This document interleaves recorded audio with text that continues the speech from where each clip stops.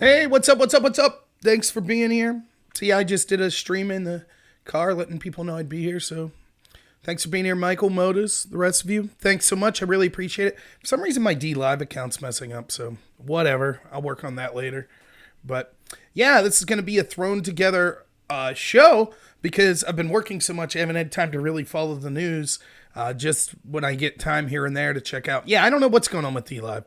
It keeps saying unable to connect to my account. So we'll see what's going on. So I guess we're here for today. Yes, thank you. How do you say that? Kojeb? Ko-egeb? I thought it was a good road rant. And that's basically what my show is going to be today. Just a rant. Just, I don't have anything planned. I haven't done an amount of research that I'm comfortable with talking specific numbers or anything like that. So yeah, it's just going to be a rant on basically what's going on here. The general situation. I think that we're starting to see that this is going to have a real effect on people. So the Trumpy dollars are coming out today. Yay, Trumpy dollars. Woo! People are starting to get them. Yeah, people should be getting woke up. People should be getting pissed. I've been pissed for a long time. There's so much going on. There's so many angles to look at this from. But I feel like I hope that people are starting to catch up to where a lot of us have been the entire time, which is realizing kind of the insanity of what's going on here. Yeah, Trump is wrong. That's the point. I'm trying to bring you an angle on it that's one, authentic, and second, is different than what you're seeing other places. Yeah, I could turn on Dan Bongino, who's great. I could turn on Rush Limbaugh, who I like. You know, I could turn on all those people and listen to them say how the Democrats are terrible. And they're right. Everything they're saying is true about that. And about how no matter what Trump did, he was damned if he did, damned if he didn't. That's all true. All of that's true. But that doesn't solve the entirety of the problem. So let me just give a brief overview of what I'm talking about. Where the show will go today, I have no clue.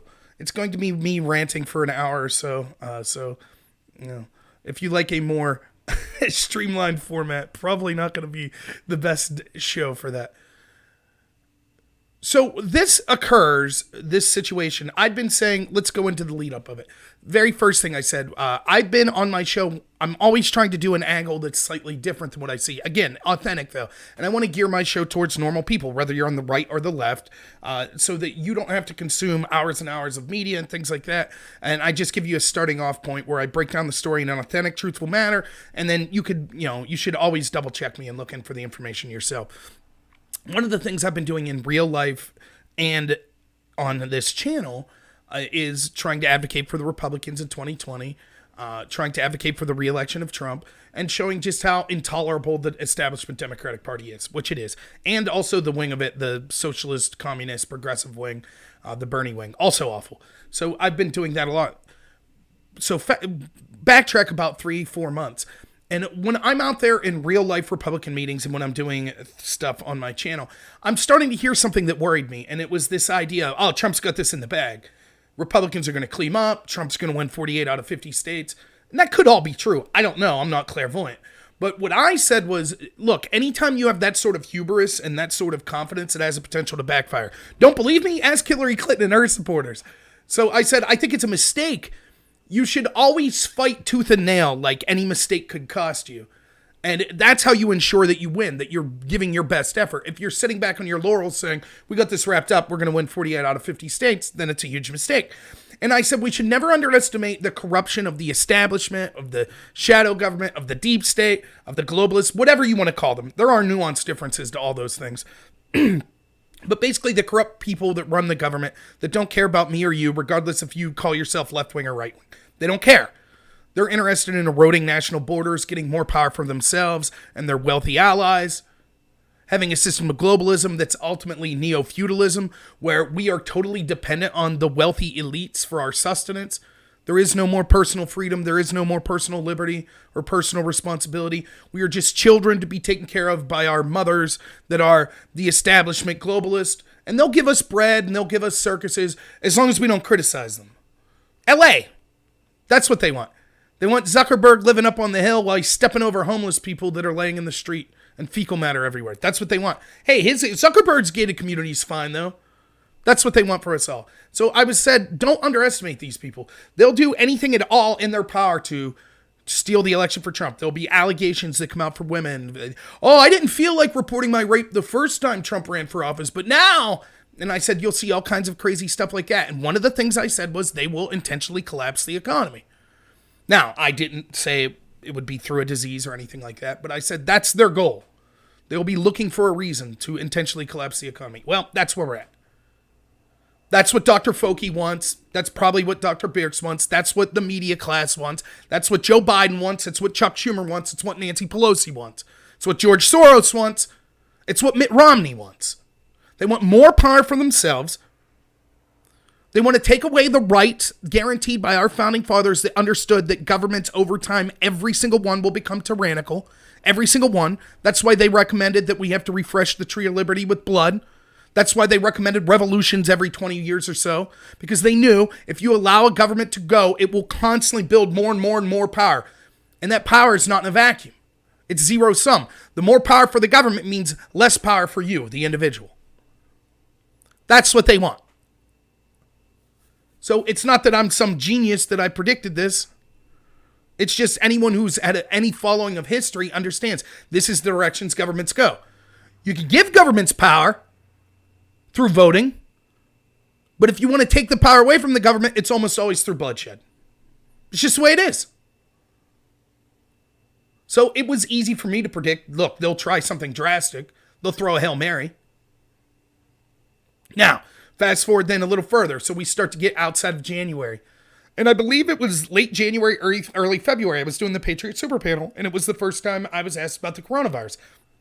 Again, I'm not someone who followed this before that. I'm not going to, pee on your leg and tell you that somehow I was ahead of the curve on this. I wasn't. My first comment way back in late January, early February, whatever it was, and I'll try to look this up and get the first thing I said. But it was... I don't know anything about this virus. I don't know anything about a connection to Bill Gates or about the Wuhan lab has an umbrella symbol, kind of like in the Resident Evil franchise. I didn't know anything about any of that. But here's what I do know. In times of crisis with things like pandemics, things like that, it would be nice to have a media and a government we trust. And we don't have either. And I said, therefore, I'm not going to judge anyone based on any conspiracy theory or any distrust they have of the media or government because the media and the government have earned that distrust. That was my original take. A take that I'm proud to say was my original take, and it's still the correct take. Now, once the shutdown starts happening and things like that, this was my take. I was upset, and I'll go back and I'll show you exactly what I posted. I was upset with the Trump administration in mid-March when they started to announce these lockdowns or policies leading in that direction. And I said, this is going to lead to more infringement of rights. This is going to lead to a collapse of the economy. Let me tell you, and I've been asked over and over and over and over, what would you have done, Rob? If you were president, what would you have done? So let me first say a couple things to the people that want to defend Trump. One, I'm not saying that Trump himself's a terrible person. I'm saying the people he surrounded him with are terrible. He's taking bad advice. That's a fact. If we say, oh no, but we just have to take anything Trump says and agree with it because that's what makes us good patriots, then you allow those people that are advising Trump that have this country's interest not at the forefront of their mind, you allow them to be the ultimate voice that Trump's listening to if you just go along with what Trump says. Because Trump listens to them and then speaks back it out to you. And then if you say, yeah, I agree with anything Trump says, then you're listening to Dr. Fauci. That's what you're doing. That's why it's incumbent on people like us that actually do care about the country, if you really believe that Trump does care about the country, to speak up and say, yeah, this is ridiculous. I'm not saying the Democrats are better. They're worse, by far. I'm not saying the media is somehow to be believed. They're not. The media is horrible. They're propagandists. It is possible to criticize the behaviors that Trump's had and not make myself an ally of the Democrats. My criticisms of Trump is he's playing right into the establishment's hands. That's my criticism. I don't like the establishment. I don't like globalism. I like this country. I think it's the greatest country that's ever been founded. I like freedoms. I like our economy. There's things about the economy I don't like, the Federal Reserve being one of them, but I like seeing us not be in a Great Depression. Me wanting to advocate against that doesn't all of a sudden, as many people have told me, oh, are you a secret Soros paid shill? What are you talking about? I'm against massive wealth redistribution. I don't care if all of a sudden Trump's for it. I'm still against it. So that's number one. Number two, that doesn't mean I'll vote against Trump. I'm ultimately going to have to make a decision. I certainly would never vote for any of these Democrats. The establishment Democratic Party is so corrupt and so establishment globalist at this point that I can't justify even voting for someone at a lower level in the Democratic Party. So I certainly wouldn't vote for them. But I can never 100% guarantee I'll vote for anyone. I will be running in 2022. I can't 100% guarantee I'll vote for myself. Who knows? We'll see. I might take calls later. Hey, what's up, SJG? So SJG's on here. So one of the first discussions I had with him and Drone Tech and other people was early on in this was that I was infuriated because this was, people say, what would you do? Here's what I would have done if I was president. The very first thing I would have done is said, I would have gathered all the people around me, not just doctors. I would have gathered economists. I would have gathered people from the Small Business Bureau, all these people, and said, all right, let's get it out. Let's see what our best projections are. And I would have ensured that not only was I getting the most transparent, unfettered access to information, but so were the American people. They are getting access to that exact same information. I might have made mistakes. My mistakes as president, or anyone's mistakes as president, could actually lead to people dying. That comes with the mantle, though. It's a very stressful job. You know, if you're thinking about taking out a terrorist and dropping a bomb, you're killing people. Not just that terrorist, you're probably killing people that aren't terrorists along with them. Those are heavy, heavy, heavy decisions. But with something like this, regardless if you were right or wrong, the American people, the average normal Americans that you're there to work for, deserve to know the truth. This isn't, well, if we told the American people the truth, then the Taliban would get away. It's not something like that. It's not that we had to be secretive because we had some mission to take out the enemy. It's not like that. The enemy isn't something, if we're to believe, the enemy is just this virus. It's not going to watch the local news. Coronavirus sitting there smoking a cigarette like, oh shit, they're after us now? No. So you had to be transparent. And not only and that's at every level. That should be your local government. That should be your state government. That should be your federal government. That didn't happen on any level. Maybe some local governments I'm unaware of. That's why I was initially concerned. People were like, but what about the virus? It might be more serious than we think. It could be. It still could be. Now they're saying 60,000 to 100,000 deaths. Maybe. Maybe more. I don't know. And I said, I'm confident that I'm not wrong. Because I'm not saying I know the coronavirus will kill X amount of people. I never said that. I said all along that I could handle, I'm not such an ideologue that I can't handle any government infringement of rights or into the free market. I don't believe that. I believe there are emergencies that warrant that. My problem was that they have to answer basic questions before they do that. That's what the founding fathers would have wanted. And so I knew I would be right. Because anytime, and it's not just the government, but it's especially the government. Anytime you allow people to make drastic decisions to take away your rights and your freedoms, and you say, I just implicitly trust them, I'm not going to ask questions, you're making a huge mistake.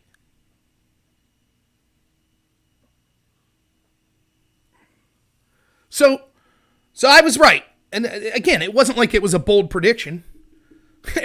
Anyone half paying attention knew. What would I have done? I think if this disease would have killed 1% of the population in the United States, that's 3.2 million people. I think even that number does not justify shutting down the economy in the way we did. Hey, thanks, Kenneth. It's harsh. I'm going to run for Congress in 2022. This will be that segment right there. Let me say it again, just so everyone can get it out. 3.2 million people dying still wouldn't have been worth shutting down the government in the way we see. They could use that clip against me. That's fine. Because there's a lot of factors that go into that number. One, how many of those people would have died anyways? We have around 3 million people a year that die in this country. 9,000 people a day die in the United States. What do we have so far? 20,000 with corona? A little more than 2 days worth. It's tragic. If it was up to me, no one would ever die. Well, unless they wanted to. I played that game Shakan the Forever Man for Sega. You don't want to live forever. But, so what would I have done? I would have said, I would have had a threshold. I would have said, once we get 500, let's have certain thresholds for when we need to start. Like, what is the threshold for how many people are we afraid could get infected or die before we shut off travel to China and Europe? That threshold is probably different than what is the threshold before we say we don't think that we should have major concerts or ball games and things like that. That threshold is probably different than say we think that we should, stop having parades and things like that. That threshold is probably different than we should shut down places of business. That threshold's then different than we should shut down places of worship. I would have been transparent and said, here's exactly what our threshold for each of these situations are. If we start to think that we could see more than 10,000 people die of this, then we're going to consider saying, look, Major League Baseball, the NBA, places like that, you shouldn't operate. If we start to think we could see 50,000 people die of this, we might start to say things like parades and things like that are going to be canceled. We're going to do things that aren't infringements of your rights, such as providing support to the elderly, places like nursing homes, things like that. We're going to be increasing ventilators, increasing money going towards finding a cure for this, etc. I did the whole show where I talked about the doctor from Germany showing there's two types of ways that you could fight, or two types of diseases we could be dealing with. One with a ridiculously high mortality rate, but it's not that infectious. So maybe something more like Ebola. And then one that's killing a lot of people, but the mortality rate's low because it's infected so many people. That's most likely what we're looking at with the coronavirus. The way you fight those is the exact opposite. The one with the really high mortality rate, then you might want to shut down areas of the government, areas of the country. The one that's really infectious, shutting down large areas of the country, it's going to be too late. So instead what you do is try to help the most vulnerable populations. But the best way you could do that is allowing the economy to go on, the people that aren't vulnerable to go on so that the economy is insured to keep working, which means that the medical facilities will be working better. Remember, and all the proof's in the pudding, I've done all of this. How many hospitals are furloughing people? How many hospitals are sitting empty? In fact, one of the things I want to do if I ever get time, I'd love to take a camera around to my local hospitals and show you their graveyards. Well, no, that's a bad choice of words. Because there aren't a bunch of dead people. They're just empty. So that's great. Right? So that's what I would have did. Now, I don't have access to the information that Trump had, so I don't know exactly what I would have done, but that's the platform that I would have been working with. Now, another thing I hear that's absolutely infuriating, that I hear this from Trump supporters, that just blows my mind. Well, he was damned if he did, damned if he didn't. He had to do this or the media would have attacked him. Yeah? And? Oh, so he went along with the media and the Democrats and Gavin Newsom and Chuck Schumer and Cuomo. He went along with them and he encouraged the shutdown. So apparently now the media is on his side. Oh, wait, no, they're still against him. So if your rationale is, well, Trump had to do this or they would have attacked him, okay, they're going to attack him no matter what he does. So that's not a good reason to do this. If your rationale was, yeah, but it could have cost him in the election, I still don't care. I want an elected leader that will do the right thing. That won't say, I'm willing to capitulate on everything that I stand for because I want to win the election in 2020.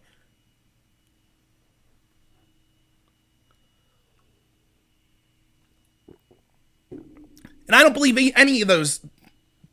I don't think that's why Trump acted. I think that's the defense people were giving, but I don't believe it. I believe Trump was getting information from people that he trusted, and he tried to do the best given that information. The big mistake he made there were twofold. One, he should have been as transparent as possible and said, okay, even if we're going to do this, I'm going to be as transparent as possible. He did not do that. And the second thing was, he shouldn't trust these people. How many times does he have to get burned before he'll realize this? He trusted Comey. He trusted John Bolton. He trusted all the people at State Department that ended up testifying against him. He trusted Scaramucci. He trusted Michael Cohen. Every single one of these people end up screwing him over.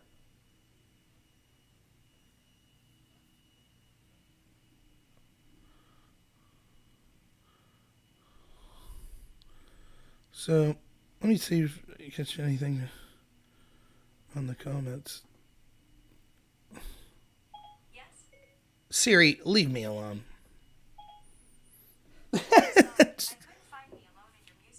No. Oh, Siri. Don't worry, they're listening to me.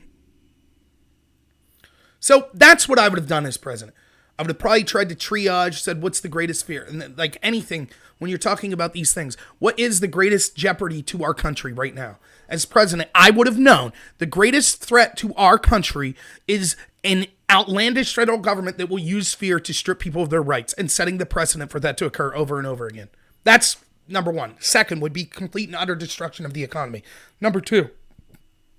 And third would be a virus that, even at their best, most grotesque, terrible model that has been proven wrong now, 2.2 million dead, that's still third.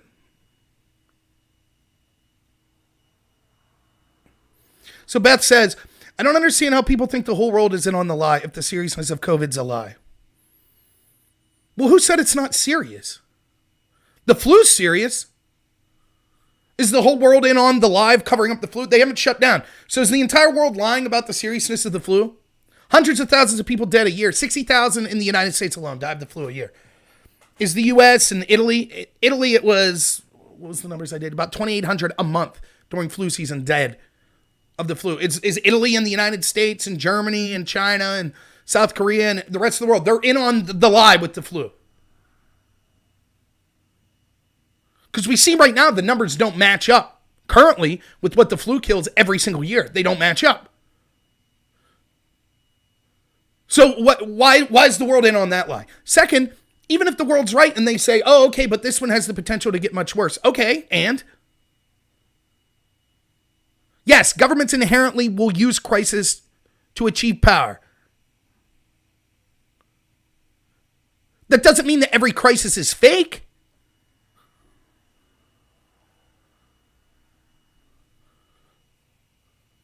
How is this any different than the argument? Well, the whole world said that Joe Biden was right to offer that quid pro quo. He was right.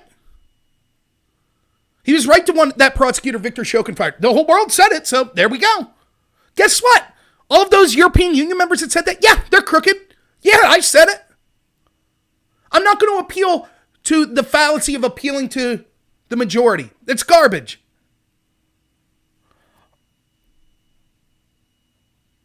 Right, and SJG's right. This is what the globalists want. This is being used by them. For example, do you think, let's take a big international body, such as let's take the European Union. Now, they've been incredibly corrupt when it came to the Brexit thing. Incredibly. So does that mean, oh, well, Brexit must be garbage? Is the entire European Union, all these European countries? Could it be possible that they're all being corrupt about this? Yes! Yes, it could be possible.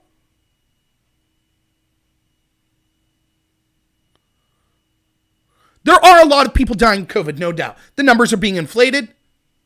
We don't know how many people have had the disease, so the mortality rate's being inflated. The deaths that we see don't justify the reaction that we're seeing, yes, across the world. And I don't care what the rest of the world says or does. I care about the United States. That's the government that I'm a part of that's supposed to be looking out for me. They're not supposed to look at Italy and say, oh, Italy's healthcare system, which is totally different. A lot of people died there, so we need to take Americans' rights away.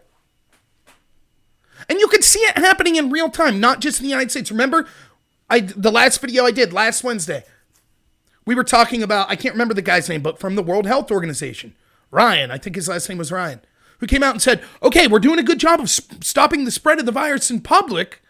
Now we need to stop it in your home. So we'll need to come into your home and take sick family members out. Remember that? Well, the world couldn't be in on it, right? The virus is serious. If you get the virus, it's probably not going to be a good time. If you're of a vulnerable population, it could seriously have long-term effects on you, including death, which I guess wouldn't be long-term at that point.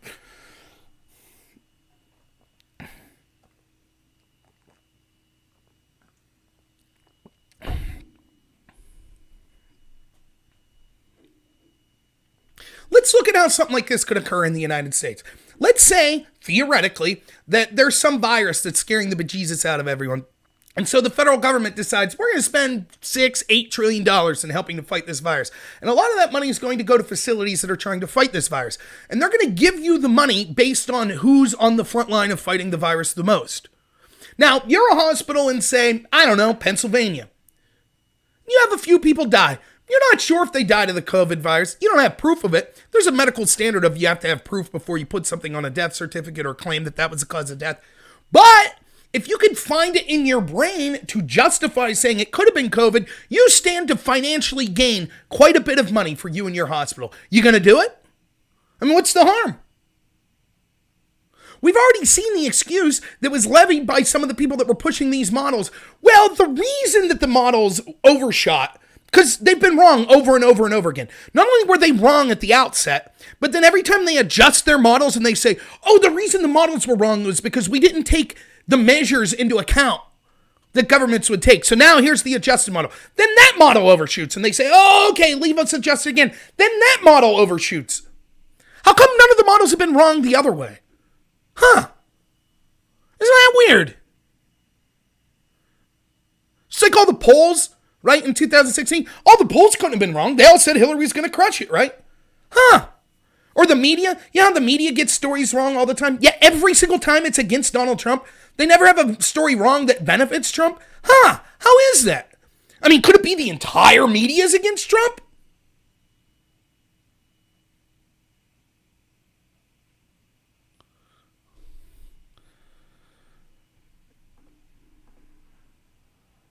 Oh, by the way, Beth, I don't know if you're talking about me that's triggered. I'm not triggered. I appreciate the comment. I really do.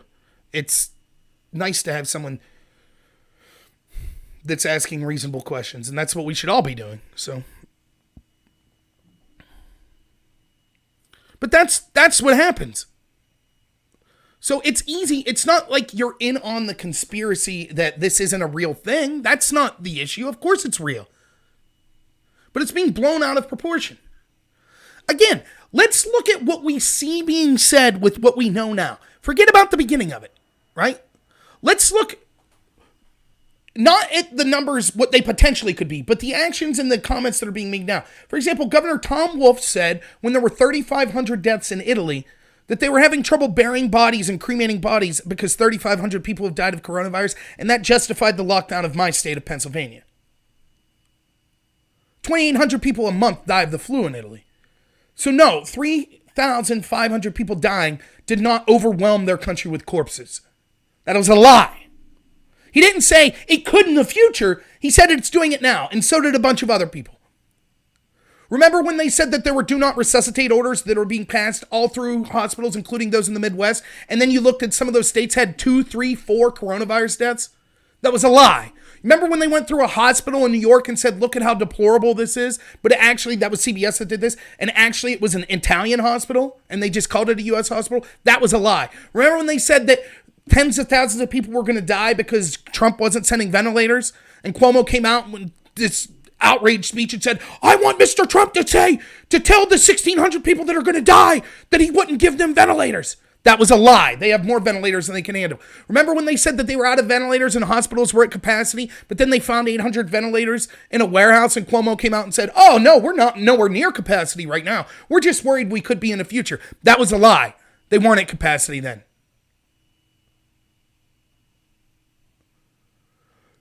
Remember when the Imperial College study said that 2.2 million Americans would die and over 500,000 Brits would die of this?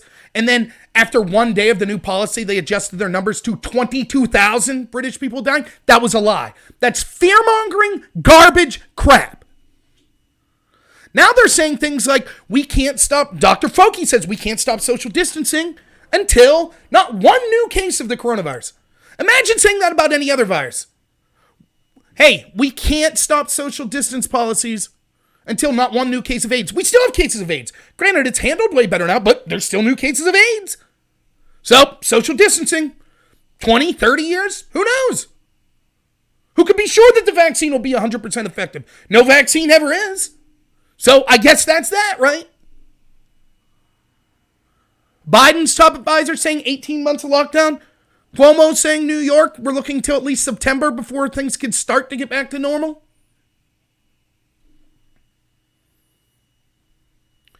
Now let's go into this in more detail. I need a drink before I start.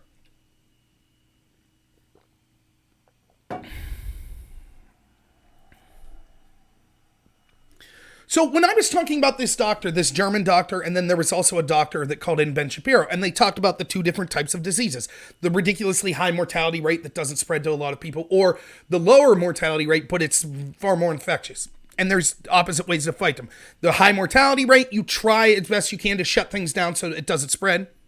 By the way, that's not what we did. Because if that's what they were fearing, then you wouldn't allow people to have essential businesses such as candy stores, tire shops, landscaping businesses. If it was a real epidemic and the mortality rate was as high as they were claiming, they would have shut that stuff down. Or they're incompetent. But it turns out that's not the case. It's that it's a lower mortality rate, but it's spread to more people already than we thought. That seems to be what's happening. But the way you fight that isn't to shut everything down because it's already spread to all these communities. I told you what I saw in Tucker Carlson. There was an Italian village that had no cases, so they shut the whole town down. They were shocked to see that they tested people. No one had symptoms, yet 70% tested positive. After a lockdown. So it just goes to show, it doesn't matter how much you stay in your house, it's still going to spread. Now we're being told, this is how stupid this is. It was, okay, yeah, the numbers aren't near the 2.2 million that we said because social distancing worked. But now we have to do it inevitably. Or, I'm sorry, not inevitably. We have to do it indefinitely. Because we'll get right back to that number as soon as we end social distancing. So what? We're just 18 months, 2 years, till they could find a foolproof vaccine that certain people are going to make tons of money off of? Bill Gates and others? Huh. What was the point of... And I hear Ben Shapiro say this and other people. Well, at some point we got to get back to work and, if the disease comes back, but then why shut it down in the first place? If the official models are now saying, look, a shutdown for 3 months and then going back to work was no better than no shutdown at all, then why did we have no shutdown? Wouldn't that have been preferable? Now they're looking at Sweden. Oh, Sweden, they were a more lax approach, and now they're being browbeaten to having a stronger approach. But look at Sweden's deaths and infections compared to somewhere like the UK that took the exact opposite approach. And they're comparable. Is it worth destroying the economy? I don't think so. To the people getting all the power, to the people destroying the economy, of course it's worth it to them.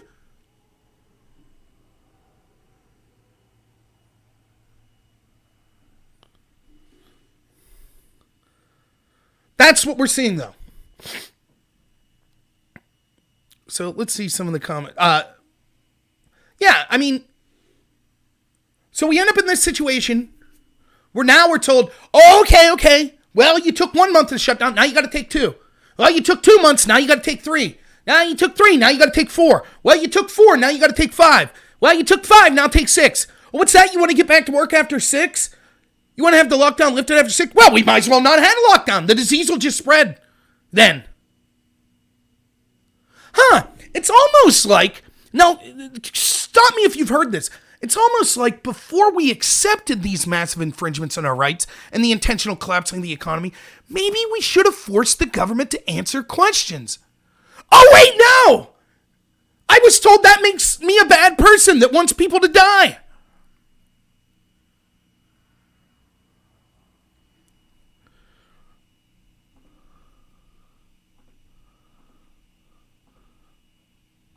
It doesn't get... I was saying day one, I was saying, okay, can someone explain to me how next year the same thing won't happen? You remember we had West Nile, SARS, mad cow disease, MRSA, H1N1. Every couple years there's a new illness that comes in. Oh, this one's going to be serious. This is going to be a serious illness. And none of them were ever that bad. But what's to say next year that another one of those don't come along? That if we would do nothing, if we would just operate as normal, it would kill 10,000 Americans, which is sad, but But now the precedent's been set. Well, shut it down. Shut it down. How is this any different than the Patriot Act? Well, listen, terrorism's going to kill us all, so you have to give away your Fourth Amendment. We have to spy on everything you do. We have to have FISA courts. We have to have a court that will eventually allow the FBI to spy on a candidate for president and then president. With the IG now saying every single time that he looked in when they used this FISA process, 23 cases, they violated their own protocol each and every time. We had to accept that, though, because terrorism's so evil. Right? Had to go to Iraq. Had to go to Afghanistan. Had to help overthrow Libya. Had to bomb Syria. All in the name of fighting terrorism. You can't question it. The experts say is the whole world couldn't be in on it, right? They all said those things needed to happen. How's it going to be any different when climate change, when the Democrats get in control and they declare an emergency over climate change and shove the entire Green New Deal down your throat? No, you'll tell, not you, but these people will tell me, no, we would never, the American people would never stand for that. They wouldn't stand for the Democrats coming in and saying climate change and shoving through the Green New Deal. The Green New Deal's not popular.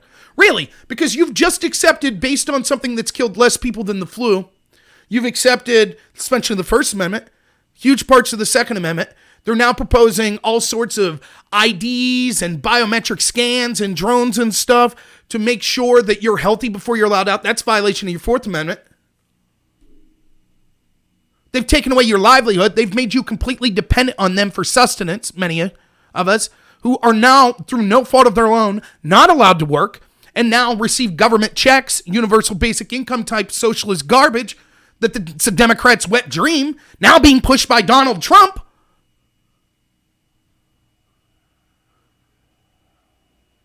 They're giving people fines that are in their car, not even outside, not even physically around people at church services. They're shutting down those services. They're shutting down people that are trying to petition the government in North Carolina to protest this.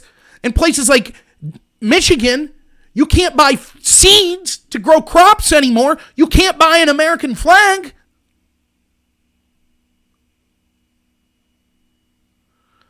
I've seen footage of a guy running down the beach. They're trying to arrest him by himself. A wakeboarder that was on the ocean wakeboarding by himself and tried to arrest him. People at weddings, having weddings in their own yard with their own family, they get arrested. We've accepted all that with nary a peep. But next time it'll be different. When the Democrats do it, it'll be different. Are you kidding me? Here's what'll be different. The media and all those places will say, yes, they're doing a great job. They're doing a fantastic, great job. That's it. That'll be the big difference.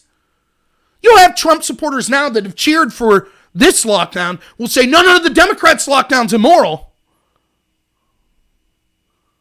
Right, ankle monitors on people infected by the virus, they're suggesting that.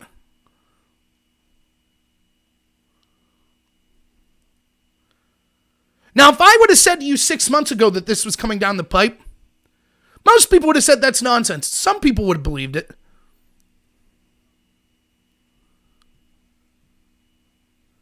Here we are. None of that crap, those that I just listed, all the arrests and stuff, not one of those is making you safer. We have mayor of LA, I believe, encouraging people to snitch on their neighbors. Hey, if you see your neighbor putting their jogging pants on for a second time in one day, ooh, you better call the police.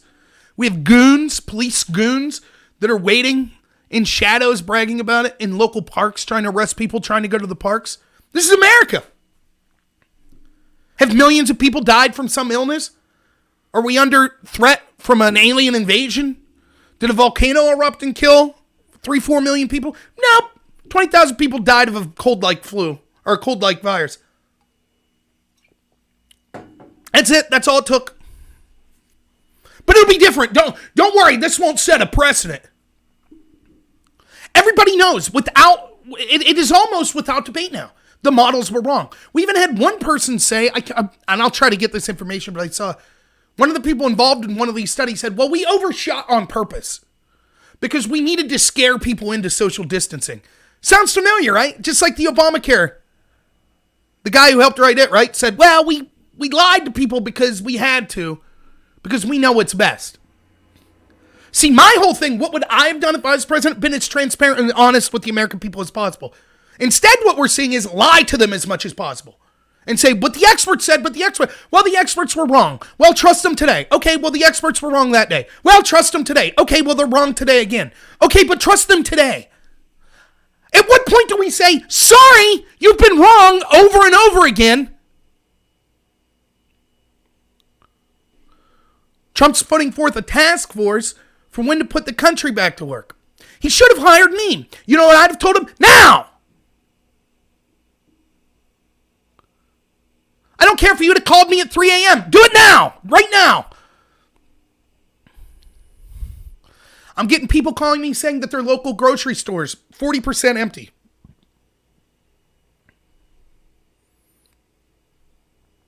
My brother is on here. Him, other people in my family cannot get in touch to the unemployment line here in Pennsylvania. Thousands upon thousands of people. They're supposed to have a service where you could leave a message. There's so many calls going in, they've shut that off. Now you just get a busy signal. I've had other family members call. They said, be patient. Be patient. Your kids aren't going to be able to eat, but be patient. This wasn't through fault of their own. It's not that they got a drug addiction and lost their job. They were told by the government, you can't go to work. And then people act like, oh, what saviors the government is. They're sending checks out. Well, isn't that fantastic?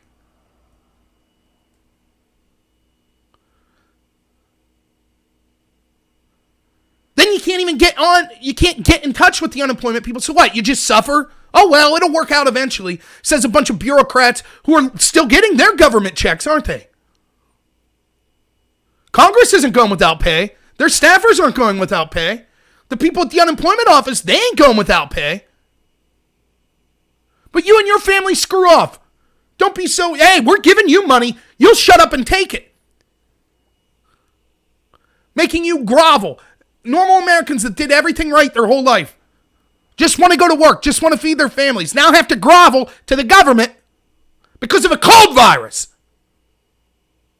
that they've been wrong about every step of the way.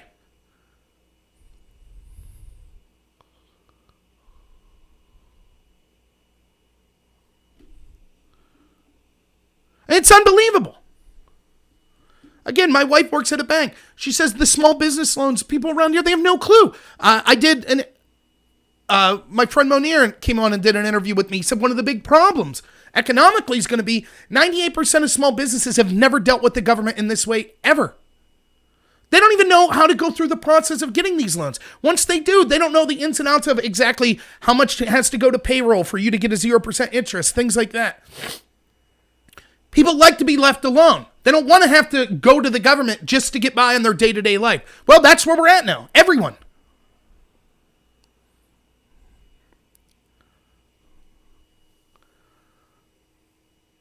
So, yeah, that's what we see. You don't think the Democrats will take advantage of this and push forth the Green New Deal? They're already trying. They're throwing all this race crap. What you already see, what the first thing they did, as soon as there's a crisis, first thing, mail-in ballots, gotta have that. Sure, you have Oprah come out saying coronavirus is trying to wipe out black people. You have Michelle Obama coming out saying this is important for minority communities. You have Pelosi's bill, the first $2 trillion bill that they pushed forth. It wanted to include, you have to hire so many minorities if you're a company that gets this money.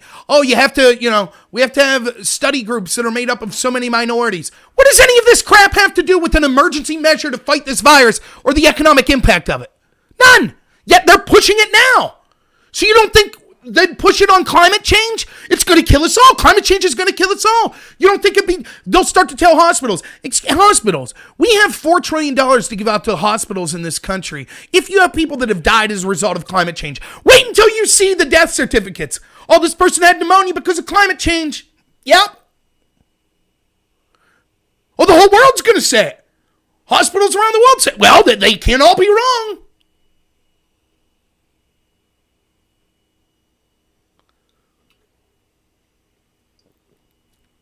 See you, SJG.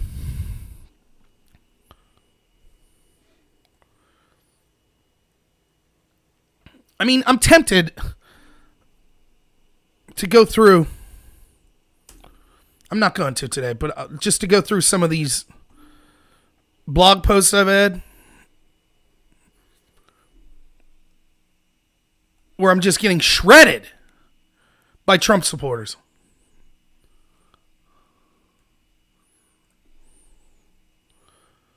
How dare I question Trump? How dare I question Fauci? If we question this, I mean, I had people tell me specific numbers. This is what the mortality rate will be. This is what's going to happen, blah, blah, blah, blah, blah. All that came out to be false. You think one of those people were like, oh my God, I was wrong. And my stance wasn't your numbers are garbage. My stance was the government should have to come out and give facts to back up these numbers and give answers to things like, what is their threshold for shutting down the country? Do you understand this question? I say the threshold thing. Here's what I mean. A threshold claim like this, you don't even need to have the specific virus. There ought to be a threshold for when the government is allowed to take away your right to, for example, to go to church. And that ought to be a pretty damn high threshold. But that's a question that the government could answer even if we're not in the middle of a crisis. Hypothetically, if X people would die or a catastrophe of X magnitude would occur, that justifies us taking away your right to go to church. Okay? What is that hypothetical number? It doesn't have to be just for this situation. What is the hypothetical number? That's what the threshold argument I'm talking about is. Because if you don't make them give that threshold, the best example I've came up with is the speed limit example. If we allow the government, look, we have all sorts of violations of our rights that we justify in the name of safety. One would be the speed limit. That's what laws are. They say we take away your right to freedom, we take away some of your personal property in the form of fines because you've endangered the safety of people. So the speed limit, we say there is a safe speed to drive. If you go over that speed, it's unsafe and you could jeopardize other people. Therefore, we'll take away some of your freedom, whether it be jail time, usually not. Most of the time, it's just we take away some of your property, a fine. And that's to deter you from acting in an unsafe manner. But we have a threshold for what that unsafe manner is. On this road, outside my house, if you're going over 45 miles an hour, you've now passed the threshold for when the government says, okay, we're now allowed to fine you. If that threshold wasn't there, if we said, no, we'll no longer give the threshold. We just say government agents have the right to fine you if they feel you're being unsafe. Well, what's the threshold for being unsafe? Man, we're not going to tell you. They can pull you over. You'd be going 55. Well, there's a ticket. The next day you're going 35. Well, there's a ticket. You have no clue. Maybe the guy going 75, they're like, we thought that was fine. So if there was no threshold, it would be anarchy. It'd be chaos. The opposite of anarchy, I guess. Complete authoritarianism.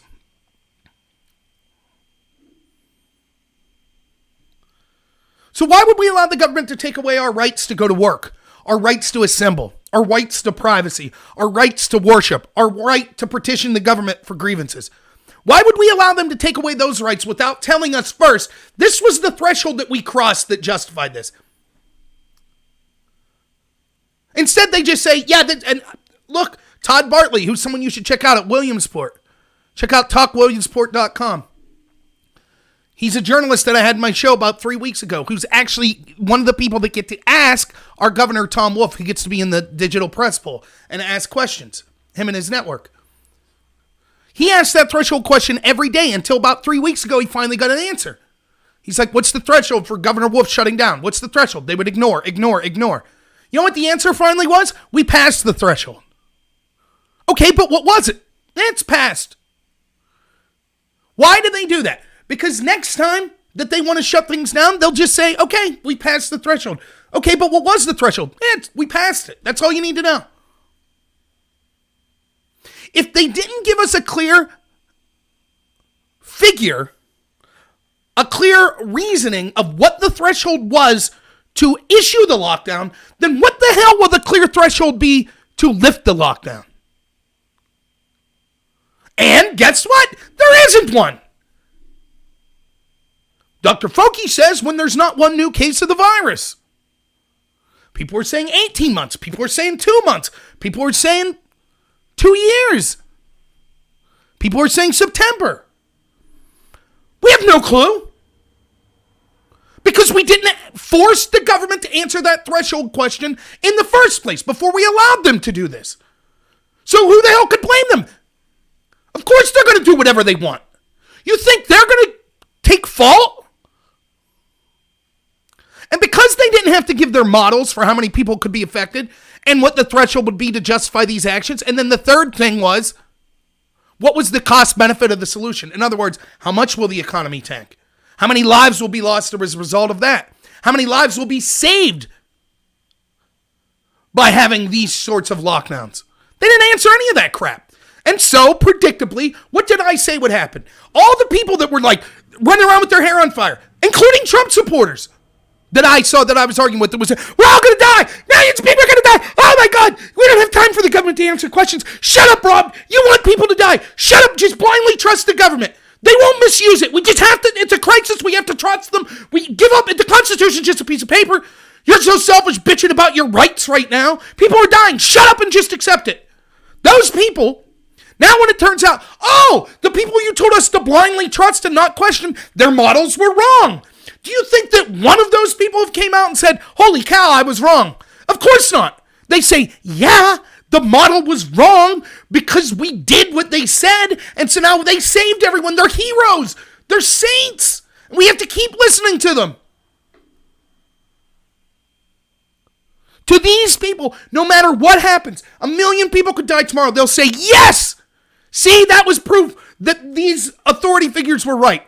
If not one more person dies, they'll say, yes, that's proof that these authority figures were right. Give up all your rights. Don't question it. They're right no matter what. Even when they're wrong, they're right. That's what we see happening in real time. That's what you see happening. Dr. Fauci comes out in February, late February, says, it's nothing to worry about. Then he comes out here the other day and says, well, if people would have listened to me in February, how serious this was. But wait a minute, we have you on video saying, don't change your routine, it's not a big deal. We have all these people, de Blasio in New York saying, it's not a big deal. People in the media saying it's not a big deal, left-wing media. Now they're saying, it's a huge deal, Trump was wrong not to take it more serious.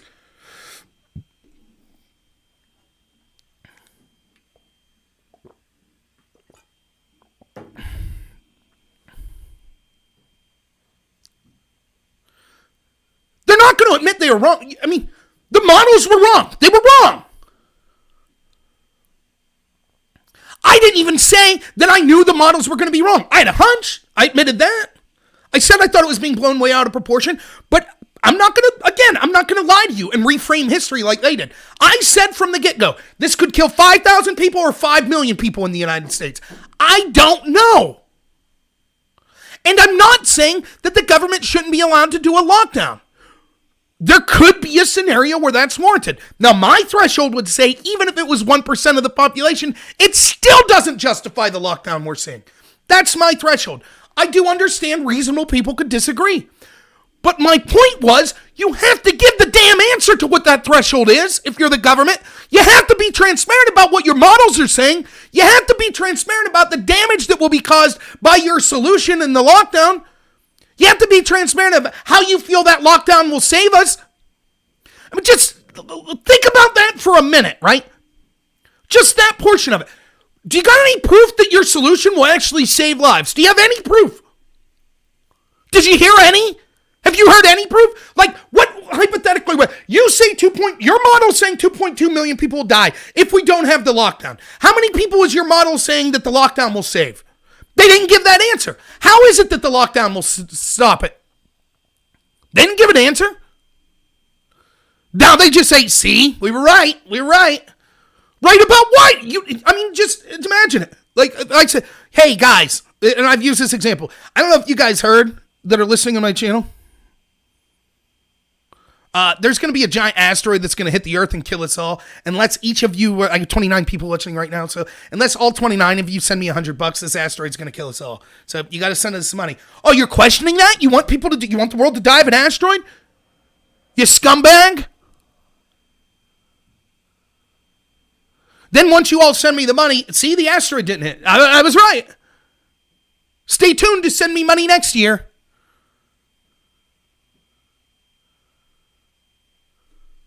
It's unbelievable garbage.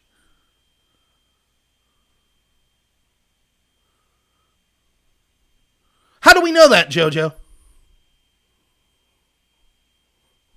People in South Korea are getting it for the second time. According to what? The news? I don't know. I don't trust anything any of them could say anymore. At all. At all. They say China's numbers are accurate. You believe that? Only 3,500 people died in China? That's what the media's been telling us, though. People are getting it for the second time in South Korea. How do we know? I've heard false positives on tests, false negatives on tests, no symptom people getting it. I've heard... I don't give a shit if there's immunity or not. It's the cold. 20,000 people dead. Let's go back real quick to that idea. So how do we have proof? What did they say? How would this save us? The lockdown. How would it save us? Well, they didn't say. They just...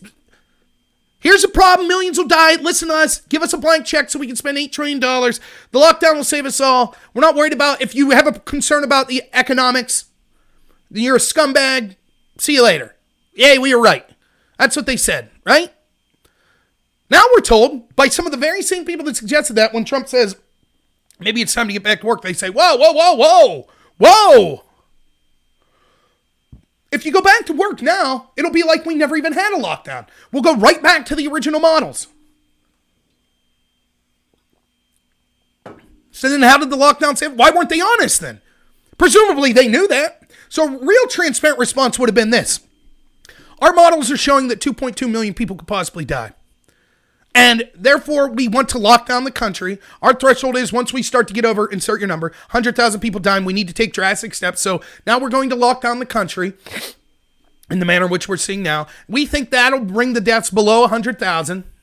But the lockdown's going to have to go on for months and months and months. It will do no good to lock down for 2 or 3 months. It'll have to be like 5 or 6. That's what they should have said. And then we could have weighed the 2 million people that they're claiming could die versus what we know 6 months of economic lockdown will do.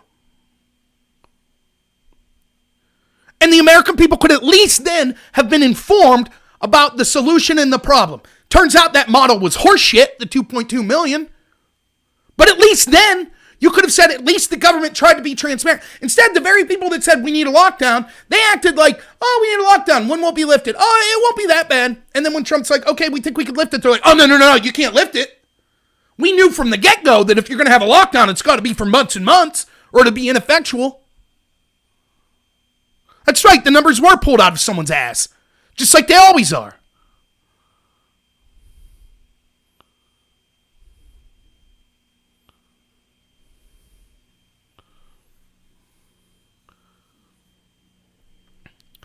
And, yes, the Democrats suck on this. But I watch so many right-wing people or independent people, and it's all just, well, the Democrats suck. The Democrats suck. Trump's doing a great job. Is he?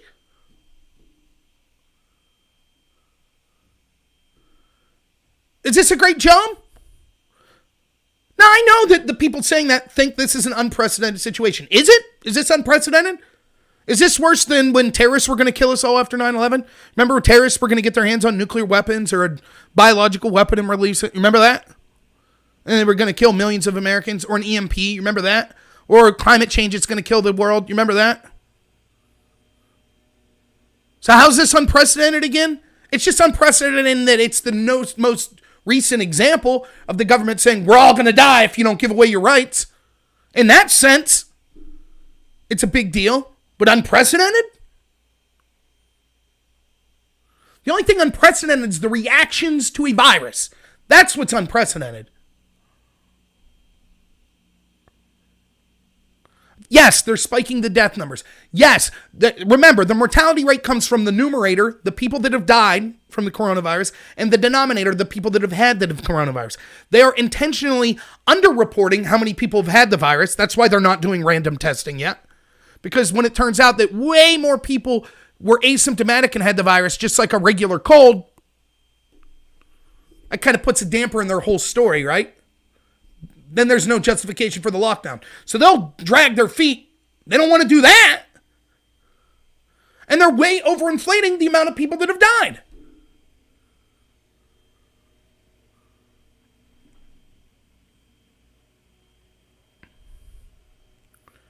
But I hear people saying, well, it's unprecedented.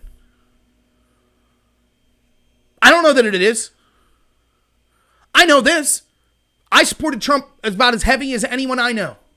I called him out when I felt he needed to. But I thought my big supporting of Trump was based on one thing and one thing alone. That there is corruption, there is a deep state, and Trump being a potential outsider, they've outed themselves like never before. And Trump did do that. But let me be quite clear. In my lifetime, I'm 35 years old. I've never seen a president, Republican or Democrat, take away rights like we see occurring right now under this administration. Not even close. If you would have told me that Barack Obama, under his administration and orders from his administration, that there would have been police ticketing people for trying to sit in cars and listen to a church service, I'd have said there'd be riots. Religious people won't take this. Yet under Donald Trump, their candidate, their representative, that's exactly what's happening.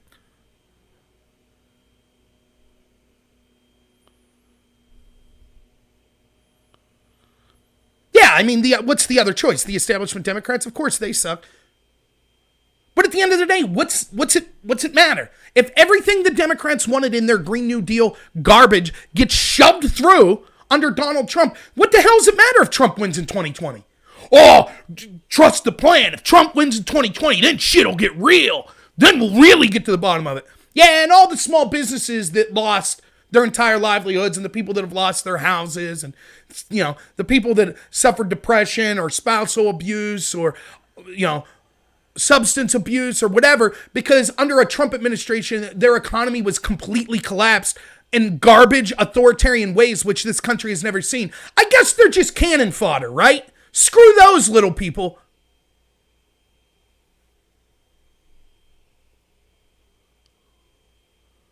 Oh, but Bill Barr came out and said, did you see that? Did you see Bill Barr came out and said, Durham's going to start issuing warrants. He's going to get these people. Yup. Okay, all right. Woo! Yay! I mean, we let them walk on the obvious crimes they committed. Comey and Brennan and Clapper. We'll get them this time. Maybe they will. Maybe they'll prove me wrong. I believe it when I see it. What's this? Trump trying to throw a bone? Oh, sorry, I put the whole country under lockdown. Sorry about that. Hey, man, we're going to finally arrest Brennan, though, so at least while you're unemployed at home and can't afford to have electricity or cable, just let it be known. The stories you can tell as you're burning old tires and getting all sorts of pollution into your lungs just trying to stay warm. The stories you'll be able to tell about John Brennan finally getting his comeuppance. Woo! Yes, I do want those people, those corrupt people, to be arrested. The ones that committed crime should be arrested. The ones that were just advocating in a non-criminal way against the interests of the United States should be publicly shamed and drug out of any position of power, never to be allowed back again. Yet Trump's listening to them right now. Dr. Fauci and Birx and all these other clowns.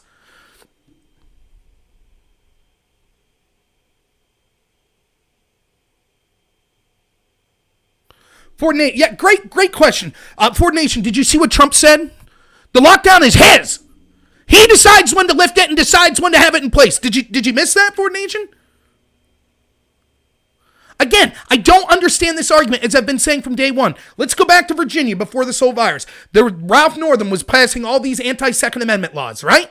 Okay? So, a bunch of people marched, and they said, the Constitution says that we have the right to bear arms. The state government does not have the right to take away my right to bear arms. Just like the state doesn't have the right to take away your First Amendment rights or your Fourth Amendment rights. So a bunch of people marched.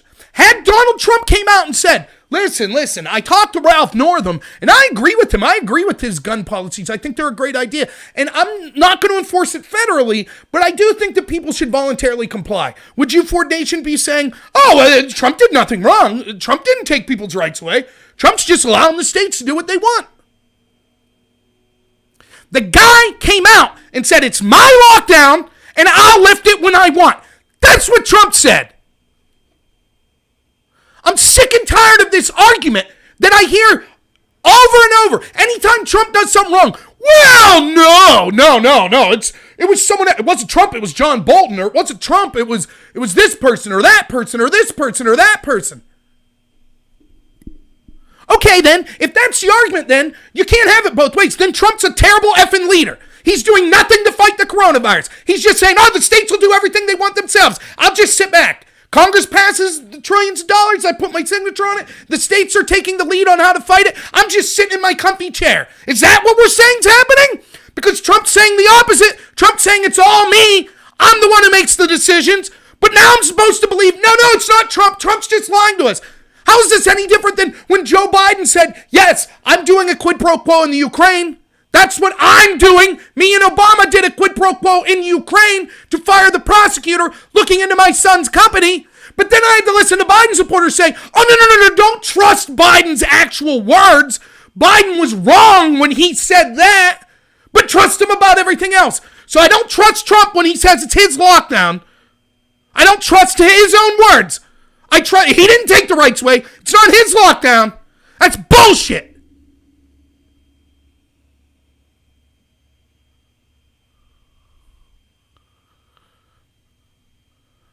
Right. He was talking that the governors can't announce the end of the lockdown because the federal government, has issued a federal lockdown. Exactly.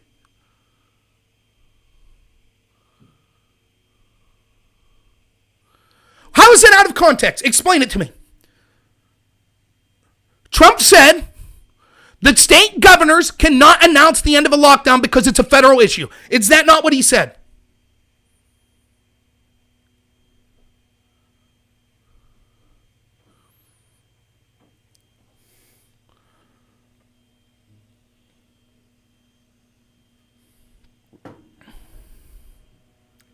Is that what he said? Utah is...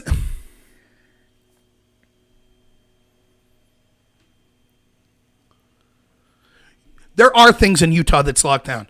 The governor Trump is allowing governors to make their own decision. Trump is the leader and the person who is charged with enforcing and upholding the Constitution. Trump knows that state governors are violating that by violating people's First Amendment, Second Amendments, Fourth Amendments in this lockdown. Trump's admitted, I talked to the governors and the executives that are doing that. Trump's admitted, I agree with their decisions in doing that. Trump's admitted, people should voluntarily comply with this. Trump admits the lockdown won't be lifted until the federal government, says it could be lifted.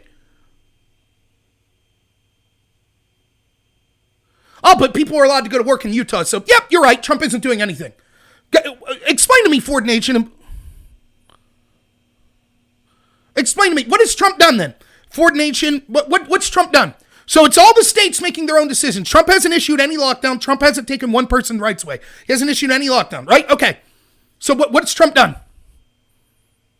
I have this all wrong. Trump's really out there fighting for freedom, right? He hasn't recommended this lockdown, right? So, can you give me an example? What has Trump done? He hasn't taken anyone's right. He hasn't done anything to do with the lockdown. Trump hasn't done any of that, right? None of that's come from the federal government. Nothing to do with the lockdowns came. Can you explain to me, Ford Nation? Give me an example of what Trump's done.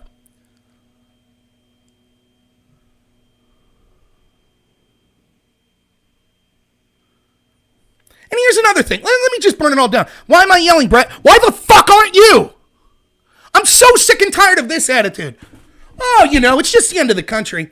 Who gives a shit? Who cares if your family loses their livelihood? Who cares if someone dies because they can't get a surgery that they want because it's considered elective? Who cares? Why are you upset? The same people that would get upset and say, I'm furious Ralph Northam wants to ban assault weapons. I'm so mad. The same people now are saying, hey, why are you mad that Trump's saying you can't go to a place of worship? That under his administration, they're saying that it's illegal to peaceably assemble. Well, why? What's up with being upset? If you don't feel like yelling, if you're not upset about it, then I don't know what to tell you.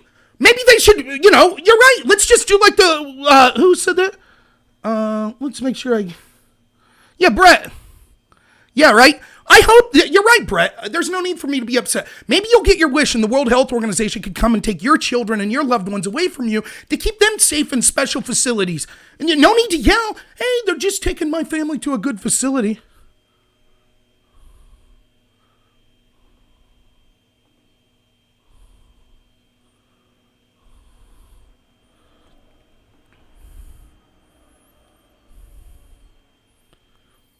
It's amazing to me. People say, is your mental health? Or I get on here and yell and scream about Comey or about Brennan or about Clapper and about how the founding fathers would be furious.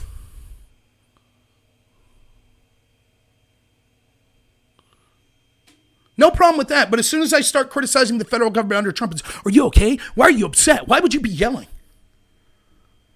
Why aren't you? I would have loved to have seen people like Brett,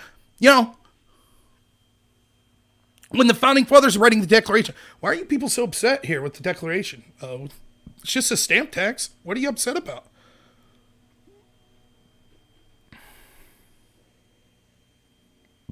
Right, a governor can't announce all states are open.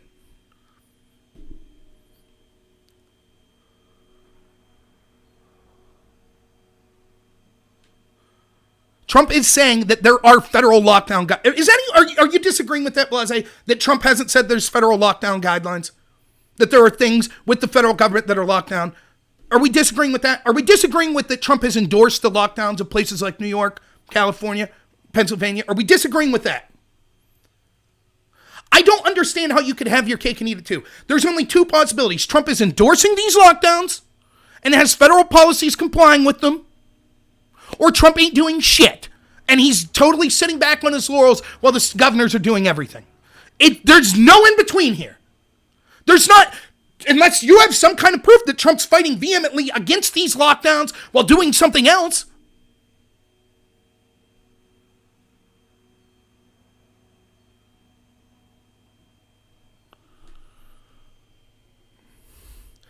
He did pull us out of the World Health Organization, which is good. He did ban travel to China, which was good. All right, well then, Blase, according to you, Trump hasn't done shit. That's what you're saying. He said, I'm declaring an emergency, but didn't do anything as a result of it. Didn't sign bills for $2 trillion of massive wealth redistribution, the likes of which we've never seen. That's garbage. That's garbage too for the nation. No. He is not using reverse psychology to get Democratic governors to show how authoritarian they could be. That's garbage. He's endorsed it. And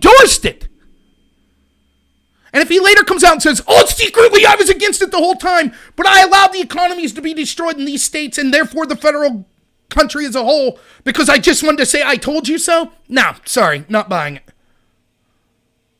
Yeah, I do know plenty of people better to handle it. Me. Anyone that would say this, before we take away people's rights and before we spend trillions of dollars, we will transparently answer every single question that we can. Did Trump do that? Nope. Did he answer the threshold for why they were taking these actions? Nope. When is that became the criteria? Well, he's doing a shit job, but I can't personally think of anyone that would have done better. I will run for president.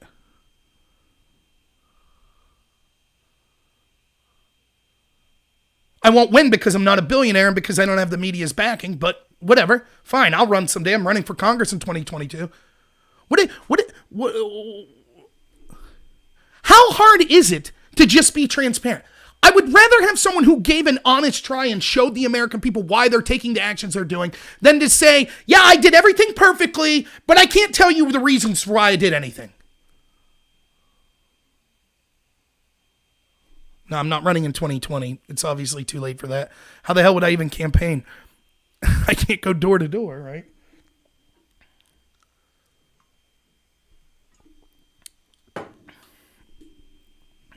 I know a person that needed surgery, brain surgery, for seizures. The hospital said we cannot do the surgery because it's considered a non-essential surgery. They asked, Who considered it non-essential? Who made these rules? Was this Tom Wolf, the state governor? Was this a local person in Pittsburgh? Was it the hospital itself? They said no. It was the, quote, federal government guidelines.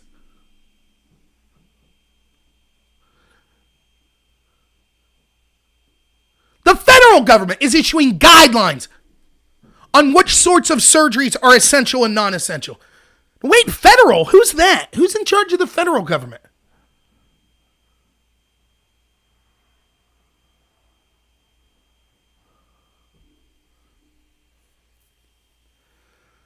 No one would have done perfect. If I was there, I'd have probably cracked a million times before Trump on different issues. And maybe transparency is not always right in some issues. I could see why you don't want to be transparent with a militaristic issue, right? Like if you're confronting terrorism. The part of me that wants to believes truly, if I was elected, it's not a job or it's not something that I'm entitled to. It is being the voice of the people I represent. That's what being elected is. It's not I'm there to make a career of it. It's not I'm there to get personally enriched. It's to be a voice for people in your constituents. So it's president, the entire country. If I was someone elected to that sort of office, whether it be Congress, a local office, whatever, my gut feeling is be transparent as possible because I'm a voice of the people. The people have the right to hear what it is that I'm looking at. Sometimes that can't work out. I get it with like a military. I can't say, hey, we're planning on bombing this Taliban facility. Clearly that doesn't work out. I get that. But there is no reason at all that you couldn't have been transparent with this. None.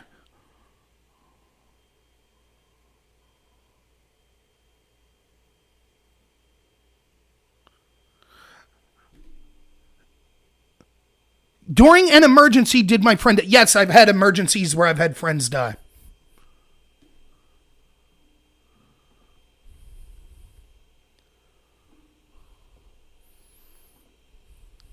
But you're right. You're right, Brett. You know, hey, 9/11, right? 9/11 happened, so the Patriot Act. No one, hey, my friend didn't die during the Patriot Act, so give away all your rights. You're right. Who cares if everyone loses their livelihood and we all become a communist system where the government controls all the wealth and redistributes it to all of us? And who cares, right? Who cares?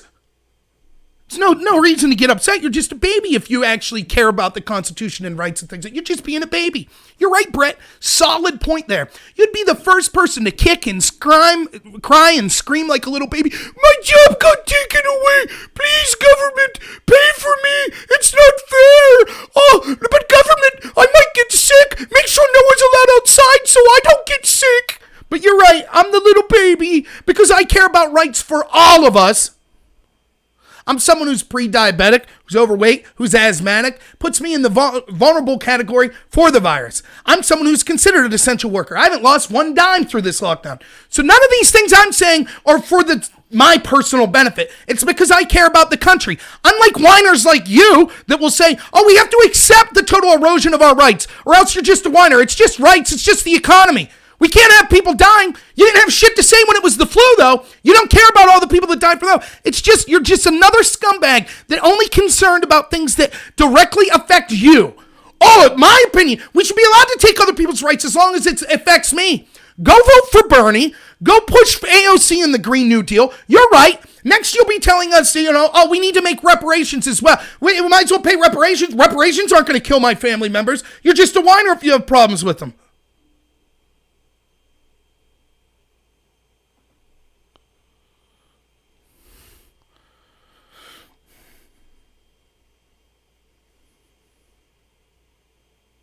So let's say this was a deliberate bioweapon released to destroy the economy to get the populist leaders out of the world out of office. Then did they screw this up so bad? I don't know if I understand how you're wording the question. If it was a bioweapon and this was intentionally released to stop populism, then yes, Trump is playing exactly into their hands. He has intentionally collapsed the U.S. economy, which was his greatest asset into getting elected. He's still getting bad press. No matter what he did, he was going to get the bad press. It has taken the rights away from normal Americans. It's got many actual Trump supporters and fiscal conservatives to actually cheer for the biggest amount of socialism and government control and taking away of our rights than I've seen in my lifetime.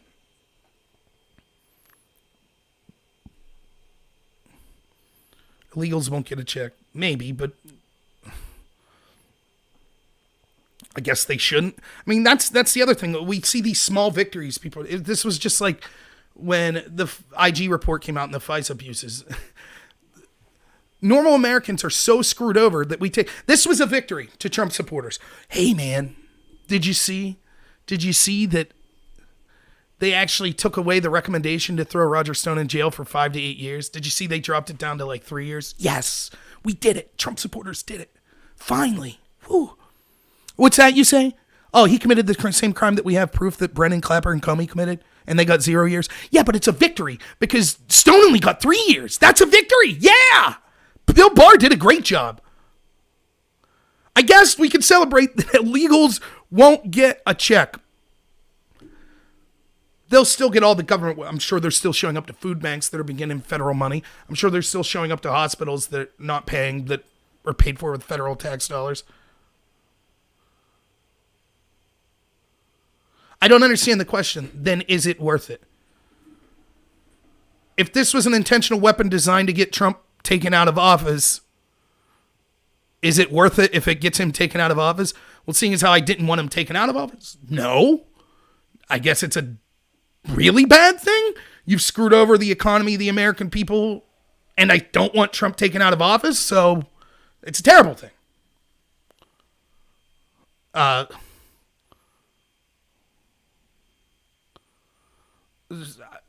must be misunderstanding your question. You're saying it was a bioweapon. It was designed to get populist leaders out. I say, yeah, Trump fell right for it. You say, then was it worth it? No, not at all. Yeah, exactly, D. Goodluck. Trump talks a big game, and that's just it.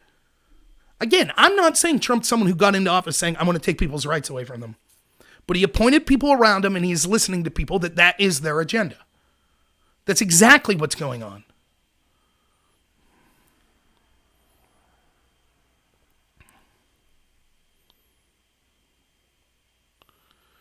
No, it would not be worth it for a nation. Brett, why do I blame Trump for a medical crisis? I don't. I blame him for his reaction to it. Just like I don't blame George Bush for 9/11, I blame him for the Patriot Act. Pretty simple. Would it be worth it to crash the economy, blame China, wipe out our debt, and go to the gold standard? No, it would not be worth it. We could have just said, we're going to go back to a gold standard and not done any of it. I mean, to me, that's similar to the Q stuff. Oh, well, Trump intentionally, this virus was intentional so he could arrest Hillary Clinton. Yeah, would I like to see Hillary Clinton thrown in jail for the obvious crime she's committed? Sure. Is it worth destroying the small business owner up the street to do that and lying to people in an effort to do so? No. We're the most powerful nation in the history of the world. We didn't need to hope that China released a bioweapon so that we could get out of paying them. I mean, I guess that would be the equivalent of saying, well, would it have been worth it if China would have just bombed us? Would the ensuing war have been worth that we don't have to pay China back? No. So.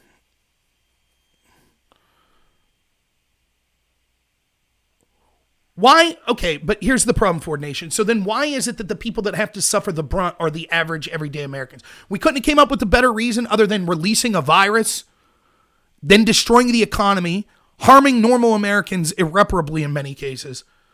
Also, we could say we don't feel like paying China back. I think we could have came up with a reason beyond that.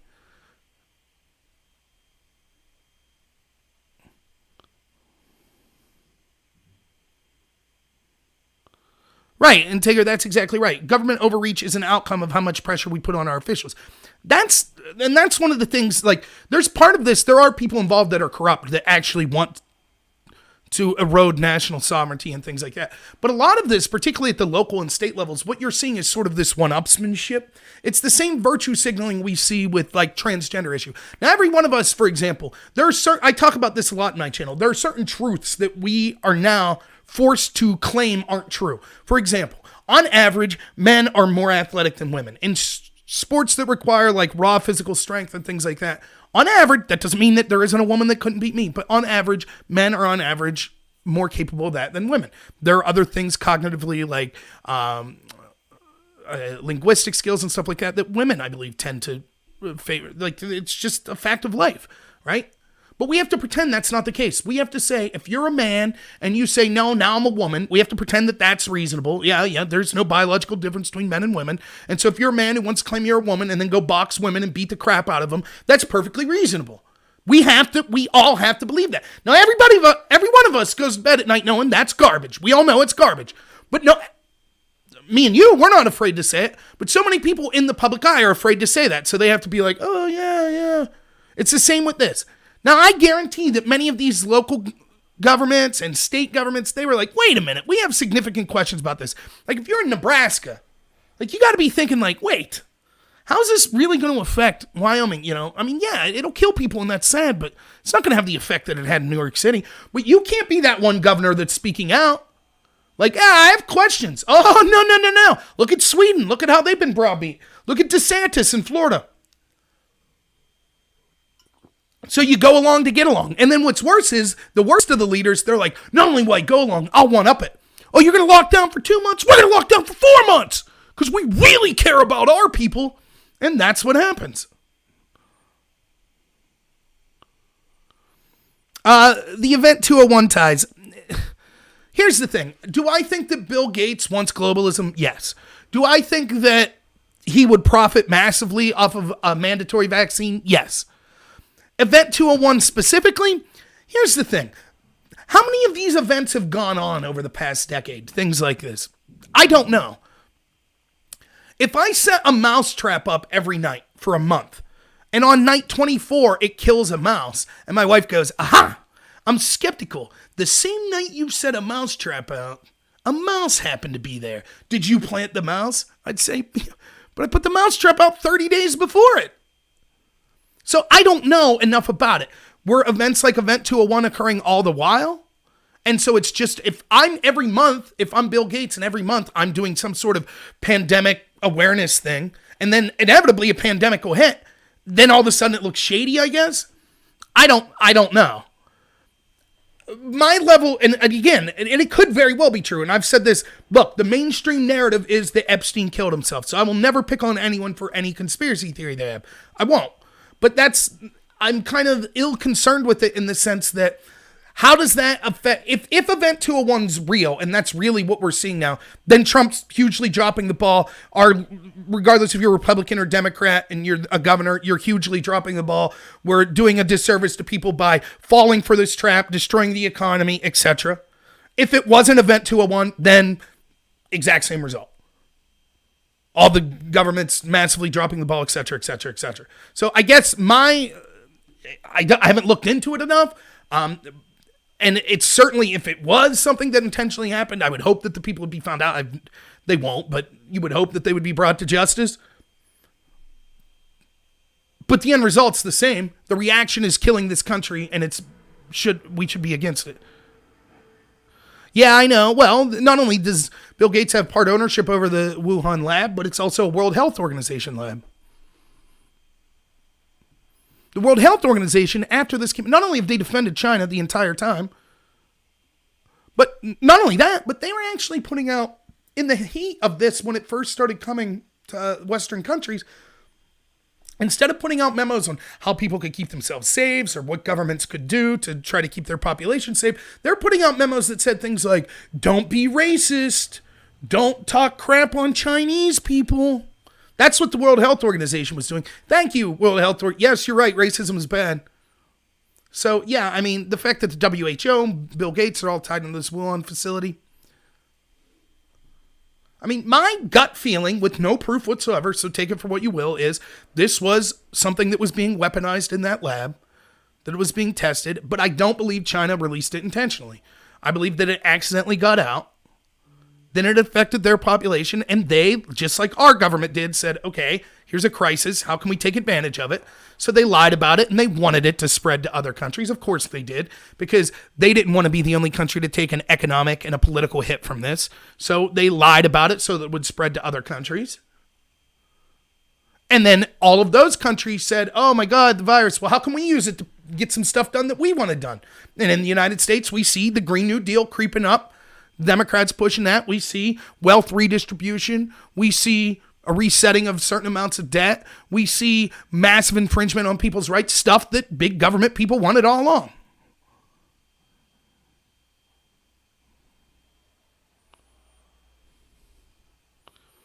Yeah, you're right, Tigger. I mean, and that's right. If you're an elected official and people are listening to the media and they're getting all hyped up, then you feel pressure to listen to what they're saying.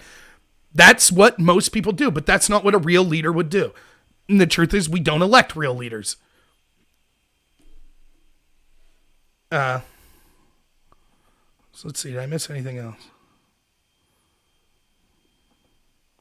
Oh, is Kyle on here? Yeah, Kyle, hey, what's up, man? I saw your post on Patreon. Sorry, I was on my phone and I was busy all week. Yeah, I'm going to try to start doing more video. It's just, with my work schedule, it's really tough for me to put out videos. I've been working a lot of hours. I do home health care, for those of you that don't know, that didn't know. Yeah, so, that's kind of where I'm at today. I guess we'll kind of end it here. Look, I apologize if anyone feels like I was yelling at them particularly, but I think that's one of the funniest things. Like, just in general, I'll just talk about this for a second. Just this idea that, like, we shouldn't get upset. Look, it's who I am. I'm a really happy person in real life. Like, I swear I am. But I don't understand this idea of, like, if you show passion or if you're legitimately upset about something, that somehow that's a sign of weakness or it shouldn't be done. If more people would get upset about this stuff, then maybe it wouldn't occur in the first place. So, yeah, it's not a sign of me, like, of anything. Right, Paul, I agree. That's the biggest surprise to me as well. Again, the reason I'm so hard on Trump supporters, I'm still probably going to vote for Trump.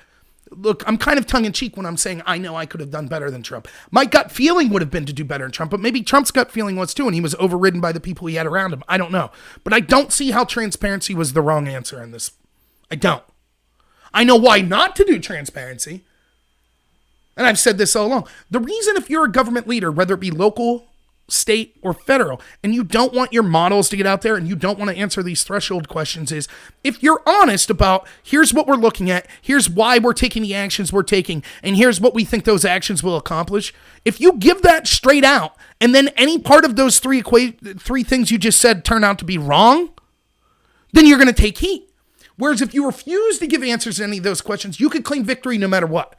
Under my leadership, we made it through this with only X amount of people dying. Or under my leadership, we had a tragedy where millions died and I was able to bring us through.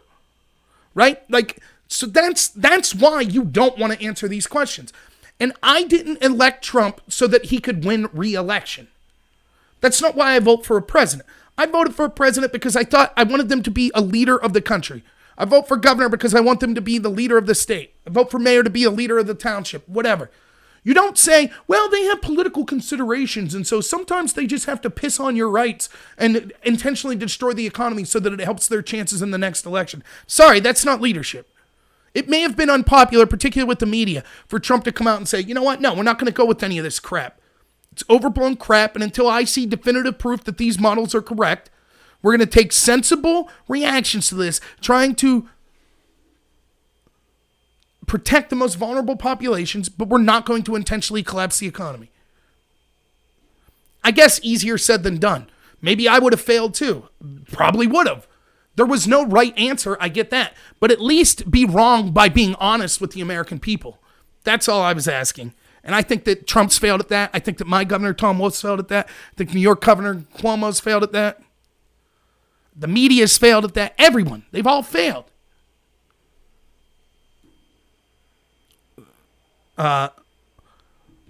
Sure.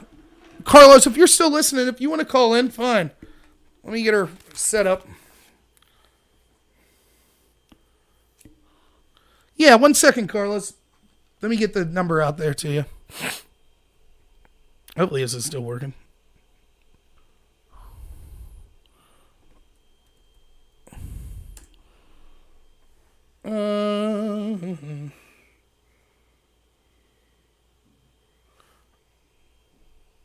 So I'll text you the number here, Carlos.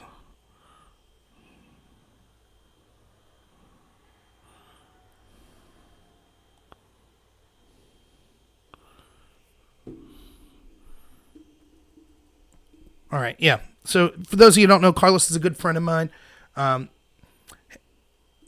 We talk politics a lot. He's helped me get a couple of the great guests that I've had.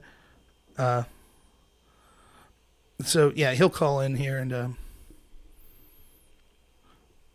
it should be interesting. Oop. Let me know if you tried to call and it didn't work. But yeah, I'm getting heated about it because it just... There we go.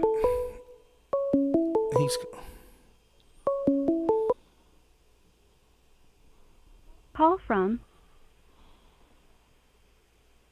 To accept, press 1. To send... Hey, you there, Carlos?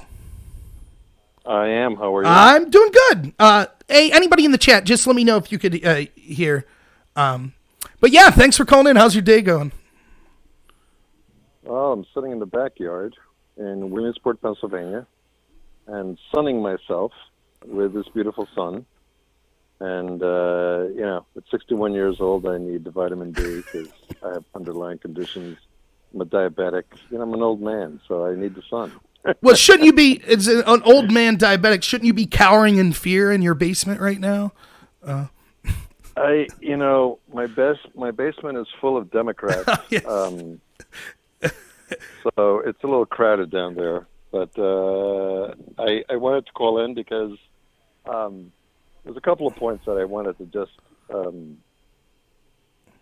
chat with you about. Sure. Did you see the video that Sarah did today? No, I worked all day. I started this video as soon as I got off, so no, I'll have to check it out though. So it was brilliant, and what she's saying is the unalienableness of the rights of the Bill of Rights cannot be superseded by anything, cannot be superseded by emergencies or the president or governors or mayors at all. They are your rights. They are unalienable, which means that Congress can make no law to subjugate them. No president, no matter what the condition is of the emergency, can do it. But the reason why we've gotten here is because the state courts have turned around and created precedents that slowly, inch by inch, day by day, erode the conditions of the Constitution to open the door for police state actions like the governor here in Pennsylvania has done, like the governors in North Carolina have done, and Kentucky, and in Michigan. So it all makes sense from that lens, and the lens that you're kind of basically holding the president accountable to. Well, the thing I would say, every single thing comes through the lens of the Constitution first. Right. And here's the thing. I understand. My problem is I could see, let's say that a disease hits, and it's unprecedented, it literally unprecedented. It hits New York City first, and it wipes out 75% of New York City. It's unbelievable as that sounds. Do I think then there is a process for the government suspending some of our rights because it's so horrific that then maybe that's the case. The problem is, as you know, once you say that, okay, well, there is a time where we could suspend these rights, then it just becomes a threshold argument. And so the people that want to take your rights away are like, oh, okay. So you've said that it's okay sometimes. Now we're going to explain why it's okay now. And to me, it's only allowed under the most insane, dire, situation. And this is nowhere near it. But, I would have to talk to her. But that's what she's saying, though. I mean, and from a standing still position on your own 2 feet, that makes a lot of sense. And it makes a lot of sense because the Constitution, if you see that 7-minute video that's pinned to your site on YouTube, the Constitution and the birth of this country started on the single idea of individual rights. That's the quote-unquote cellar. That's the foundation of this country, not the idea of cooperative rights, okay, of worrying about large masses of people. Okay, it's about the individual. So that being said, you started joking and you asked me, shouldn't you be afraid that you should be wearing a mask? And, sitting out here in the backyard in Williamsport, Pennsylvania. Well, listen, I'm 61 years old. Okay, and I have two underlying conditions. Number one, I'm a diabetic, and number two, when I was 17 and 18 years old, I got rheumatic fever 2 years in a row, which means that I have some sort of heart situation. Okay, and it hasn't really affected me in my life, but I have to be aware of it. Okay, you don't have to tell me. I am controlling me.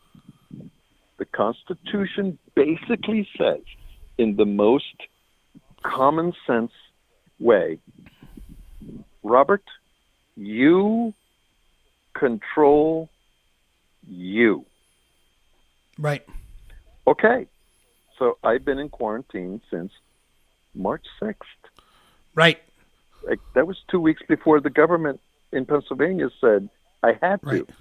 See, I will do it because I'm taking care of myself, like the Constitution says, and allows me to manifest. But the second you fucking tell me that I got to do it, that's right. You got That's problems. exactly what I'm saying. You got problems. And one of the things... And you know what no one is saying, Robert? And this is why you're angry. Everyone, this is why Robert is angry. Robert is angry because the country that invented resisting now isn't. Right. That's exactly when it matters most. And when it matters that's most. exactly right. And, one of the arguments I'm hearing people say is, well, here's the thing. You have your rights, but your rights can be superseded when it comes to affect the health of others. But that's nonsense. No one's telling you, the individual, and I don't mean you, I just mean hypothetically, an individual. Right. It's not what it says. Right. Yep. You can do what you want. If you don't want to leave your house and board up all the windows, you have that right. You have the right to tell people you're not allowed in my house. I want to engage in social distancing. That shouldn't keep someone else from saying, I choose to engage in commerce. I choose to go to my job. But what they're saying is my fear and my safety justifies saying you can't take normal everyday actions. And to me, that's no different than saying, I could choose not to drive because I'm afraid of vehicular accidents. But because I don't have to drive, I could be walking on the sidewalk and then someone choosing to drive could hit me. That means you shouldn't be allowed to have the right to drive either. That's nonsense. Like if you want to engage in that level of safety, you have every right as an American. And that's what personal freedom and personal responsibility is about. But what you don't have the right to do is to tell other people, also for my protection, you have to behave in this certain way.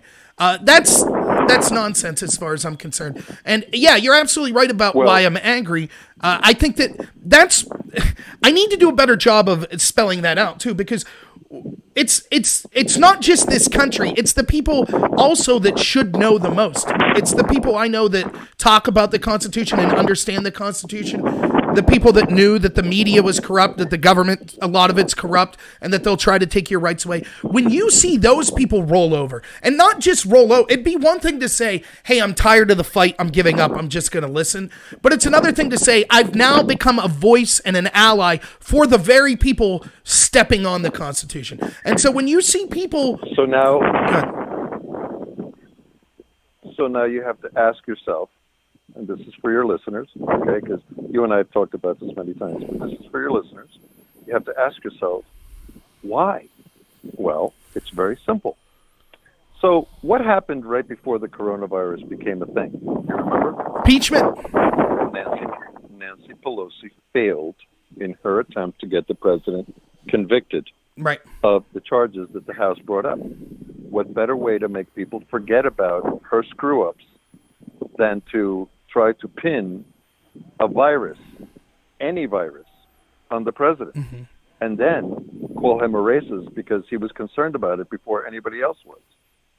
And then bring it to such a high pitch in a presidential election year. I'm sorry, it has context. To try to make the president look bad, to try to humiliate the president, to try to paint him as a racist, to try to paint him as an alarmist, and then develop the story day by day. and then allow Pelosi to come in the back door and then create a House committee with subpoena powers to then criticize the president's response to the thing. These people, you don't understand. You are underestimating how good they are at this. Right. Yeah, I agree. This might not be what they were trying to do, but holy smokes, they're good at this. Right, and then I'm not a conspiracy theorist, but these are the facts. But hey, go ahead, try to impeach the president again, because I could make a straight line from the fact that Obama and Bernie and Pocahontas have all endorsed Biden. The DNC knows full well that they cannot put this guy up on his own. They need a second impeachment.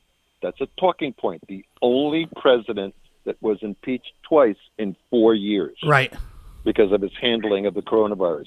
That's going to be a lot harder to do because you had Fauci on February 29th on the Today Show saying, no, go to the movies, go to the restaurant. And then you had the mayor of New York, and you had Pelosi, and you had the governor of New York saying, oh, everything's fine in the middle of February.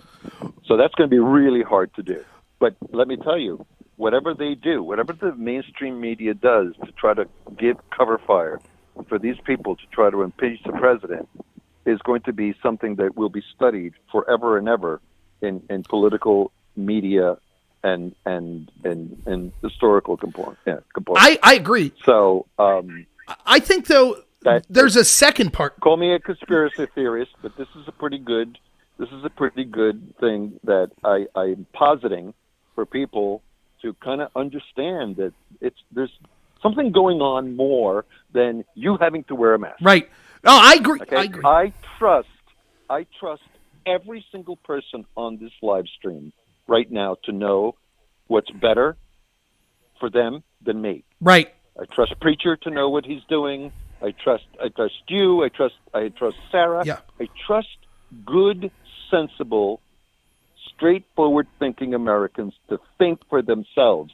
It's the only thing that's ever worked. How the fuck do you think we got here in the first place? I agree.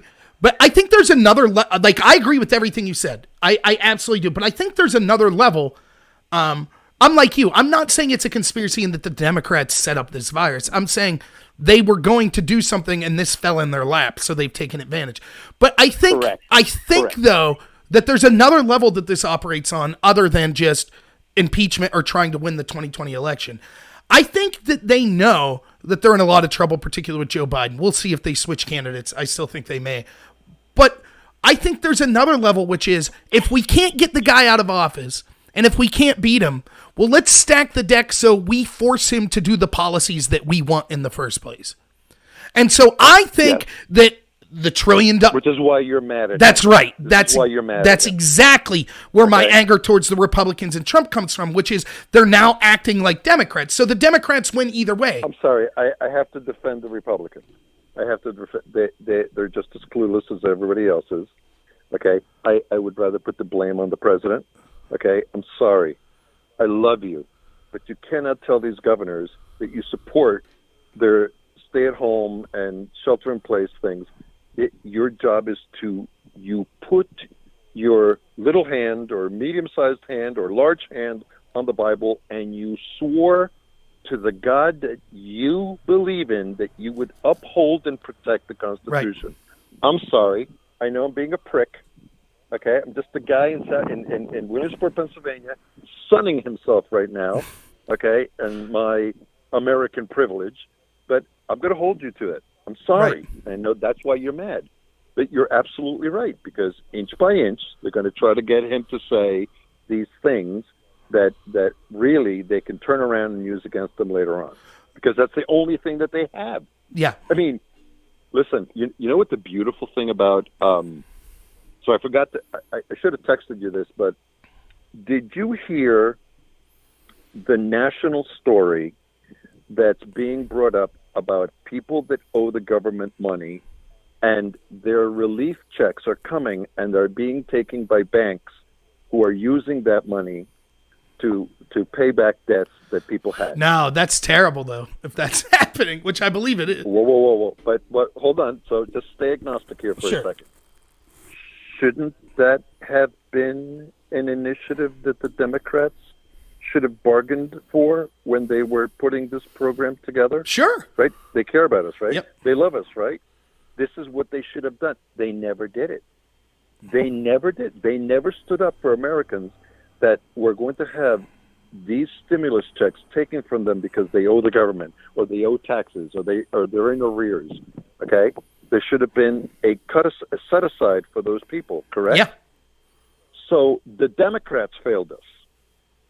You even in the things that you believe in that are really true, that we kind of count on you to do, you can't do. Right. Oh, to me, when this is all said and done, and let's hope that my fears are unfounded. Let's say that we get back to work in a month or two, everything goes great, the economy goes gangbusters, this isn't a precedent that's set. In that world, we will be looking back at some of the most despicable things that we've ever seen. To me, and I've heard people talk about this, but for God's sakes, we have Democrats and a media. The old joke, Trump could cure cancer, and the Democrats and media would come out against it. We're seeing that in real time with this whole hydrochloroquine debacle, where Trump gives some hope and something that a lot of doctors are saying that, look, this drug can have some positive effects. We're still looking into it. And they're against a drug that could potentially save lives because it might make Trump look good if it does. And you see, they're literally willing to cut off their nose to spite their opponent. And it's just, it's unbelievable to me, the stuff we're seeing now, just the hysteria in real time. People, Trump, one of the better things he's done, even though it's political, the video package he put of the media and Democrats saying, oh, it's not a big deal, it's not a big deal, it's not a big deal, it's not a big deal, and now accusing Trump of, we said it was a big deal and Trump said it wasn't. He's absolutely right. It's as if they don't know that we don't have the internet. We can't see.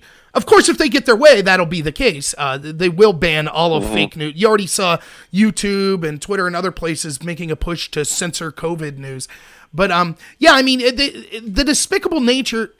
Look, just take partisanship out of it for a second. And clearly, me and you are Republicans. We're defending the Republican Party. Our criticism of them is you hate it when your own side fails even more than when the other side fails. So I think that's where my criticism comes from.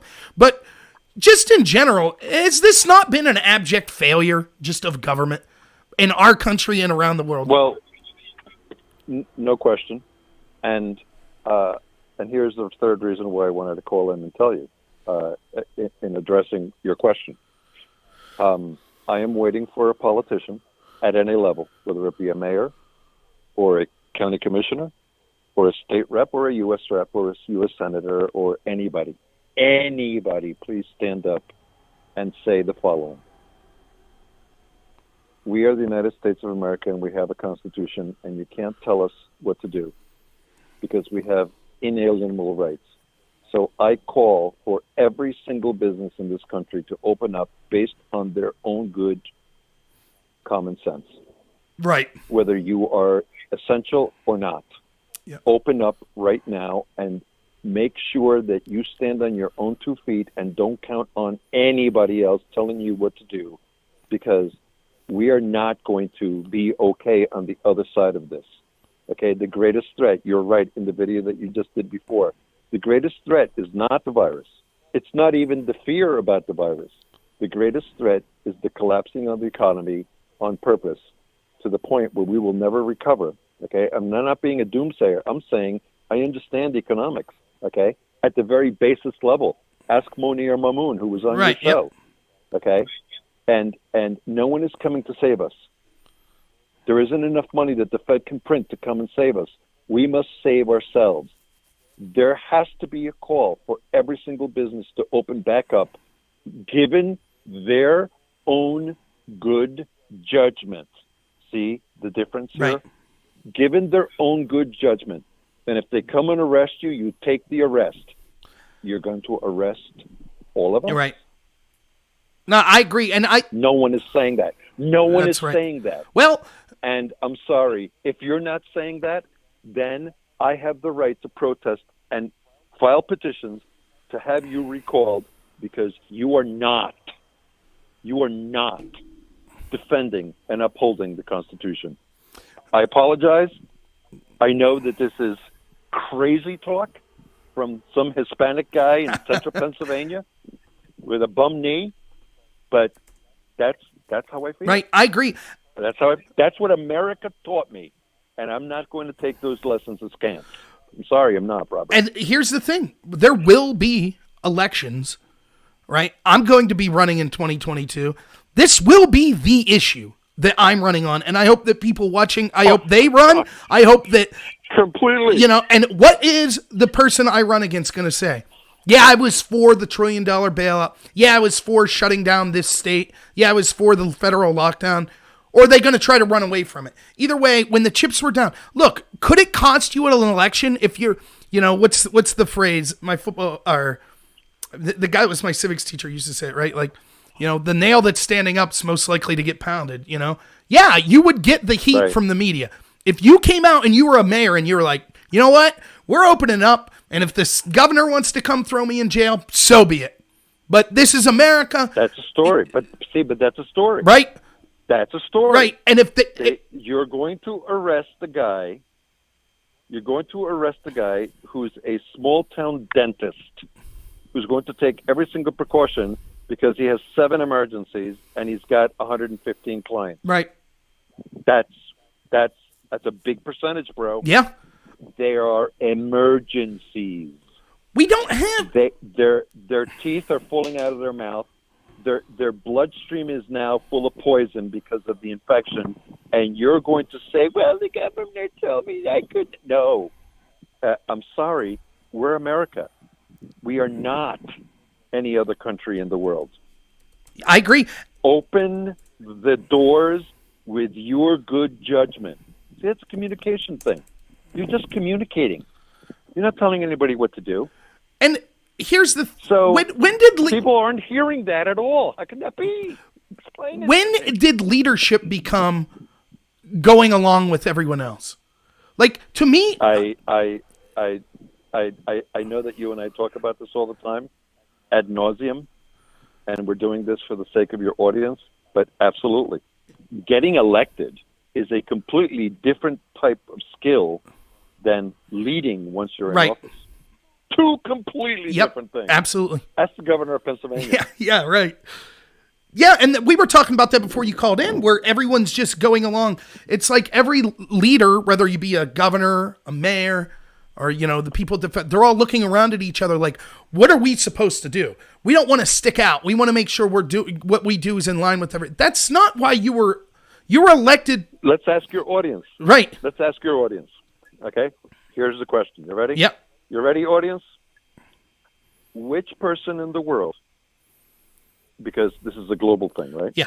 Which person in the world have you heard say, or what would be wrong with saying, I am very interested in flattening the curve while simultaneously flattening and preventing the economic dip? Yep. Where have you heard that before? Well, just now. Yeah. From people like us, not from any leader. I haven't heard it from one. That's what I mean, Go ahead. it's Anybody? yeah. Look at the I can't look at the comments because I'm on Yeah, the phone, so I can't watch. So yeah, Okay? anyone. But look at the comments. Anybody heard it? Give us a name, because I want to call that guy up or that person up and say, "Hey, you're my homie." Yeah, I know. No one said any heard it yet. from anybody. I mean, Sweden and Switzerland. People were I'm saying. No. Actually, Taiwan. Taiwan has never closed. Yeah. You know what Taiwan said? And they don't even have a constitution. Use your own good judgment. Yep. Well, Sweden. You can go to restaurants, but you have to be a part. Sweden kind of said that, but now they're going back on it because they've been browbeat into. And when you look at the increase in look, Is Sweden a country? I think so. I'm asking. It's not a judgment. I'm asking. Yeah. There's a bunch of refugees You know there. what I'm saying? Yeah. But that's another.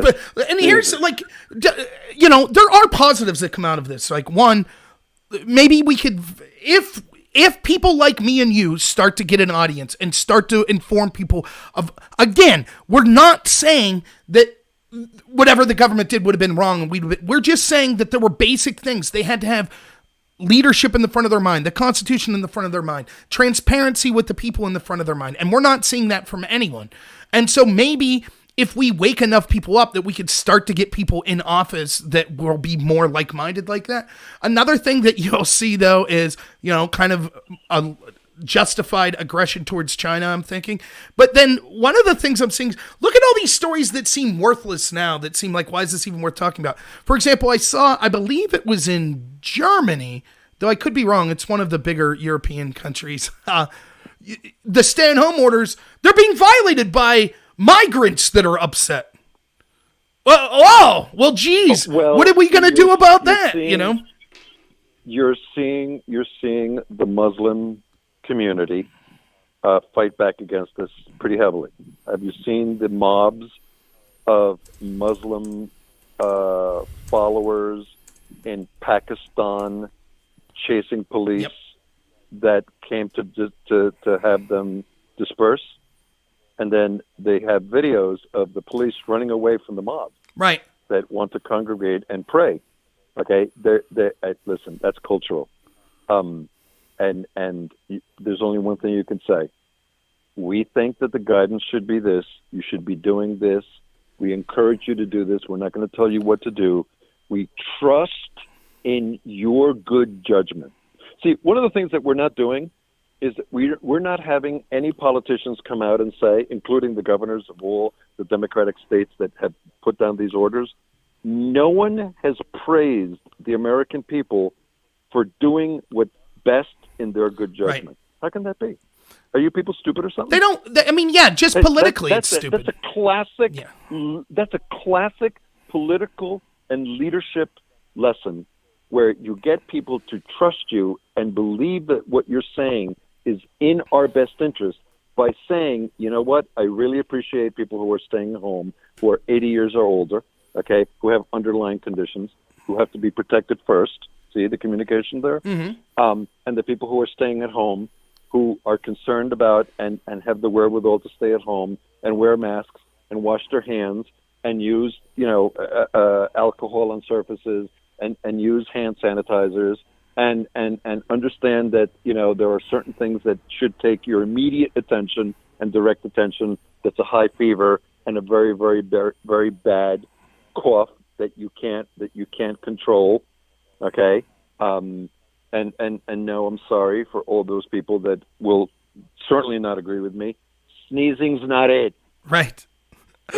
No one that sneezes on you is going to give you coronavirus, because sneezing is a symptom of your body fighting something.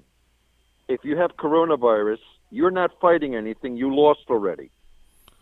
That's right. It's fever and cough. Yep. And headaches and body aches. Well, okay. And so even there, and I'm not a doctor. I only play one on Facebook. Right.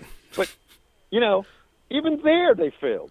And one of the things that stays in my mind all the time is the comment, and I wrote this down in one of your things. You said, "You know how I know that these people aren't taking this seriously? Because of all the mixed messaging." Right. That's exactly what I was about to say. They don't know what they're not. They don't know what they're doing, and they're making it up as they go.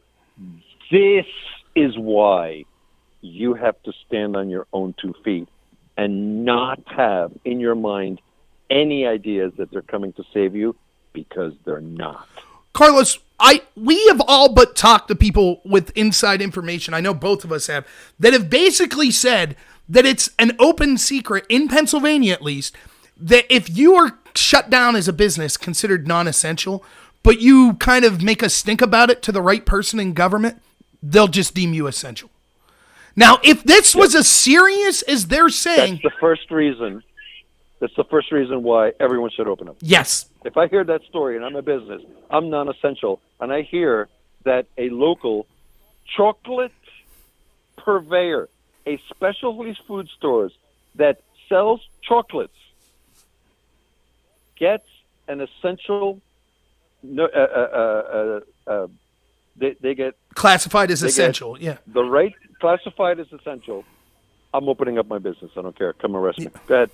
I defy you to do it. And that's I defy and you. that's And it's And the reason why they had the lockdown order, by the way, just as to even underscore your point even more, Robert, is that the reason why they had to have a shelter-in-place order was because the governor knew and was hearing about the fact of tens of thousands of businesses who had the front doors locked, but the back doors open.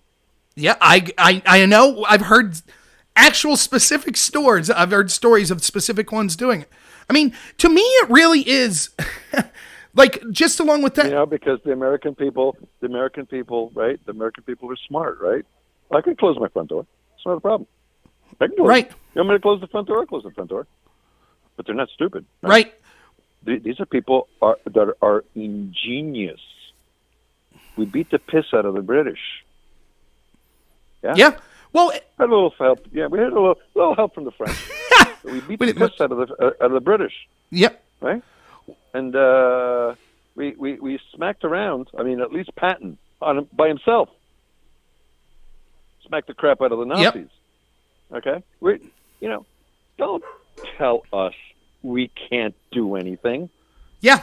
Don't say that. I agree. And don't tell the most ingenious, most motivated, most generous country in the history of Earth. Don't tell us we can't do something. Don't do that. It's, to me, every day, like, we're waking up in more of a George Orwell world. You know, the idea of doublespeak. Look at what they're telling us now. Starbucks is an essential place, but church isn't. You can't go to church. But you can go to Starbucks. The hardware store is non-essential, but the chocolate factory is. The criminals, like if you want to operate a business, you could be arrested for wanting to open your business. But the police at the same time are being told, don't go after petty larceny, burglary, and things like that. So the criminals are being let out and treated as great people, and law-abiding people are treated as the criminals. Church is considered non-essential, but the candy store is essential. Right. I mean, it's mind-blowing. Oh, yeah, they're applauding themselves. Yeah. They're applauding themselves. So just let me try to pitch you my 15-second pitch to join my How to Be an Authoritarian app, okay, that you could get on Apple, okay? You ready? You know, if I was an authoritarian and I lived in the United States and I really wanted to save you, you know what I would do? I would close everything down. Right. No, I mean everything down.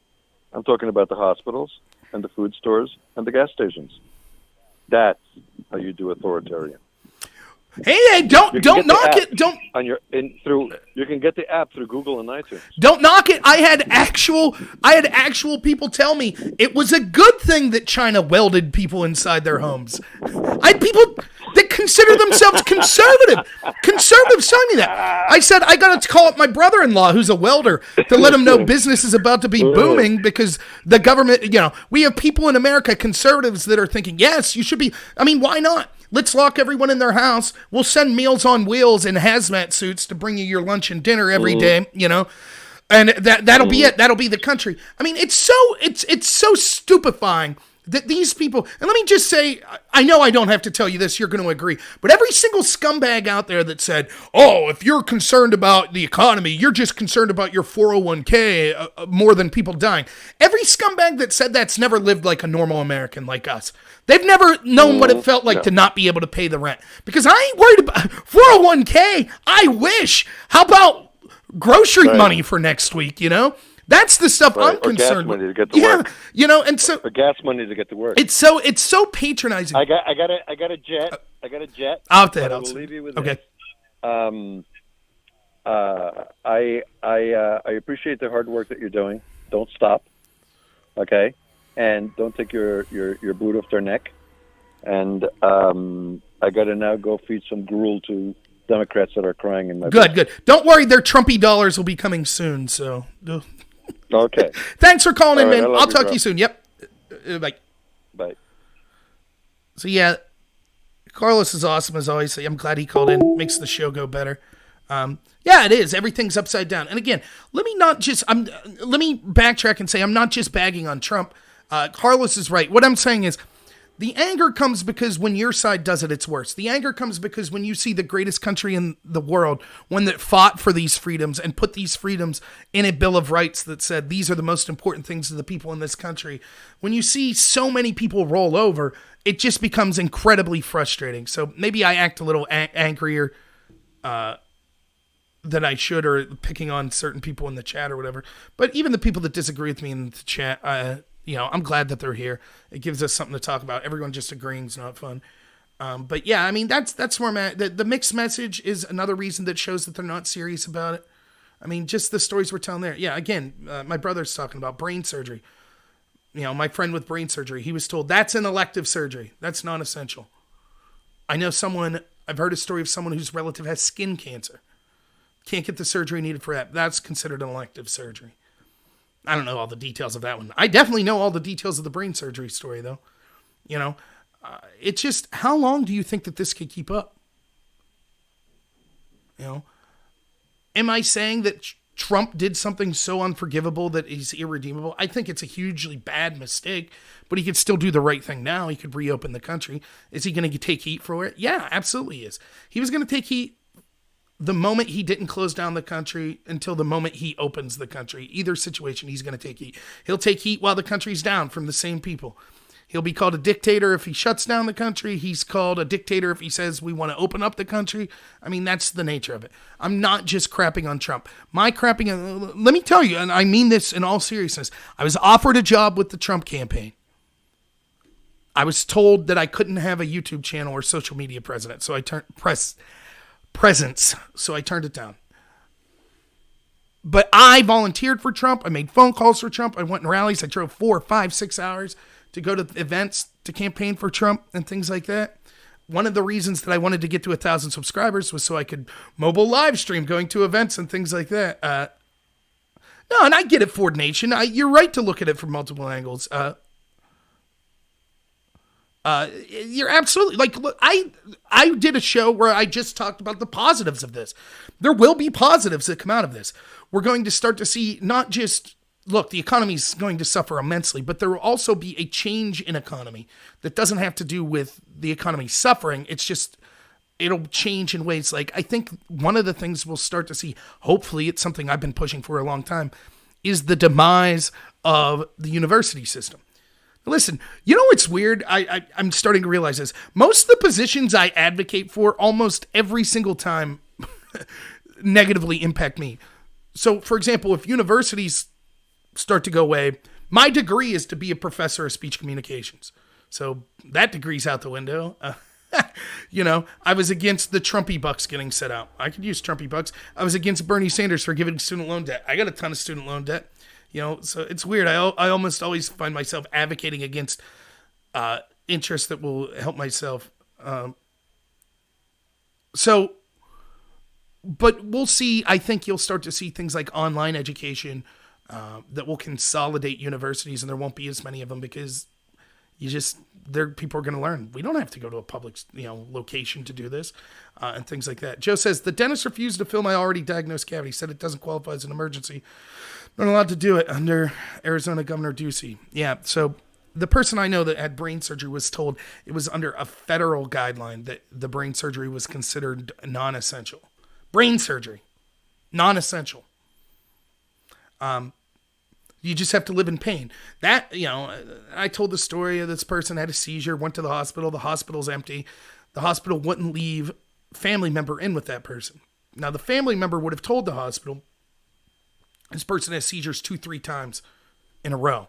So they need to stay until they're done having the seizures. Instead, the hospital shoved him out the door in 40 minutes. On the ride back home, has a seizure. Ambulance has to come.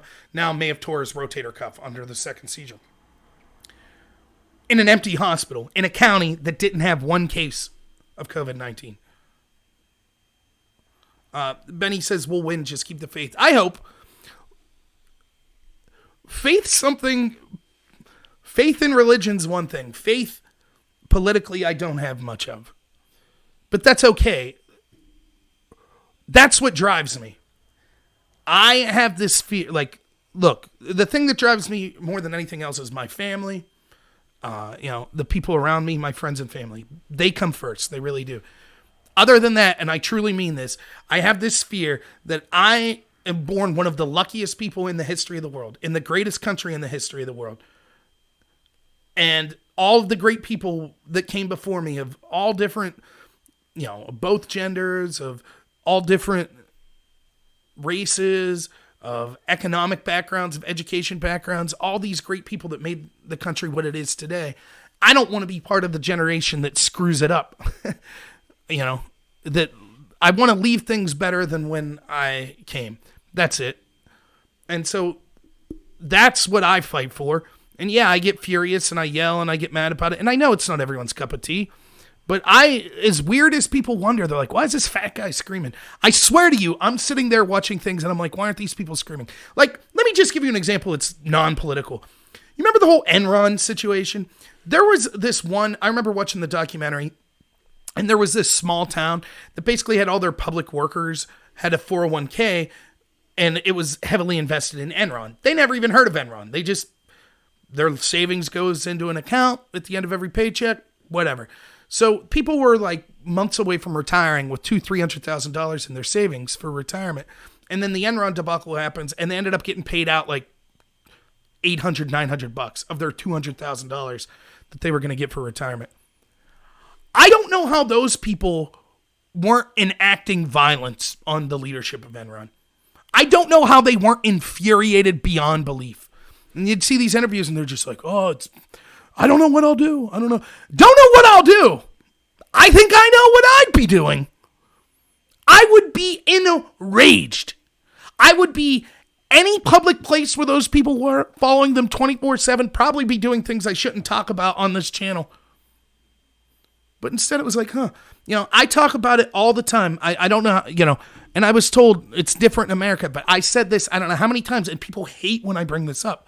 They hate it because it's such a depressing, dark topic.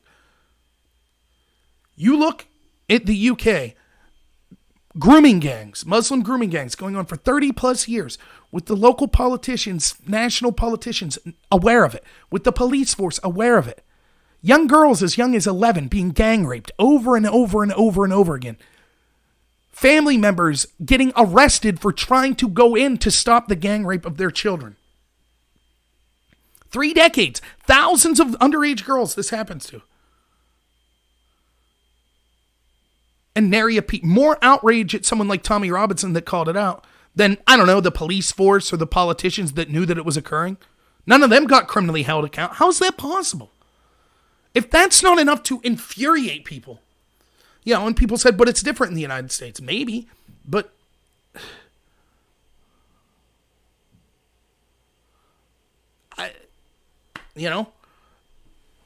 I see this happen. I have to evaluate. I have to calculate what is the best way to reach people. I understand that. But I see what's happening all around me. I'm like, wait, what? How are all these people that were just, they were right beside me yelling like, yeah, screw the FISA court, screw the media, screw the deep state. Can you believe what they're trying to do in Syria? Can you believe what they did in Libya? And it's like, yeah. And then all of a sudden the coronavirus thing, and those people turn on me and they're just like, shut up. You have to listen to everything the media and the government says. We don't have time to answer questions. It's just like, whoa. And you see, people are being arrested trying to attend church. Go get beer and dog food, Modus. I got to head out too soon. Yeah, and I'm going to try to do more material. So I'll wrap it up here, but that's where my anger comes from. I'm not mad at, any one individual that was on this chat or anything like that. I was giving it to that one guy. I'm petty as anyone else. Maybe that's a reason not to vote for me. I think we need a real person that could be petty, that uses a curse word or two. I think that would be all right. But Trump's kind of that person. But I don't know, JoJo. We'll see. I got to see what the wife's into. So I got to get things cleaned up before she gets back from work. So yeah, I'm with you, Blase. I wonder how far they'll take it to. But let me just explain. Killer Kyle, if you're still on here, other people that have donated to me and stuff, I do need to be putting out more material. I know it, particularly short form videos. I need to start doing more of that. it's really, really difficult with my work schedule the way it is. I'm basically, because I'm home healthcare, I'm basically on call at any time. It used to be things were pretty calm when I was at work. Now it's the exact opposite. There's just a lot of stuff going on, and it's hard to keep putting out material because what is there to talk about other than this situation? So I am doing things behind the scenes, trying to line up different guests and things like that. So I'm going to try to do more shows. So look for me maybe Friday during the day to do a live stream. So thank you so much for everyone. Thank you to my mods. Thank you for Kenneth that donated. Anyone else, if you donated, I'll try to figure out what was going on with D Live here for why it wouldn't leave me on. But yeah, if you could, stay safe. Don't worry about sending me money or anything like that. If you want to help me out, and something simple you could do since you're probably stuck at home is just recommend me to some other people. I'll try to get some short form stuff out there. So if you want to recommend a video, be like, hey, here's a 5-minute video of Rob not completely losing his mind. So, all right. Thank you so much, everyone. You guys are the best. As always, have a good one.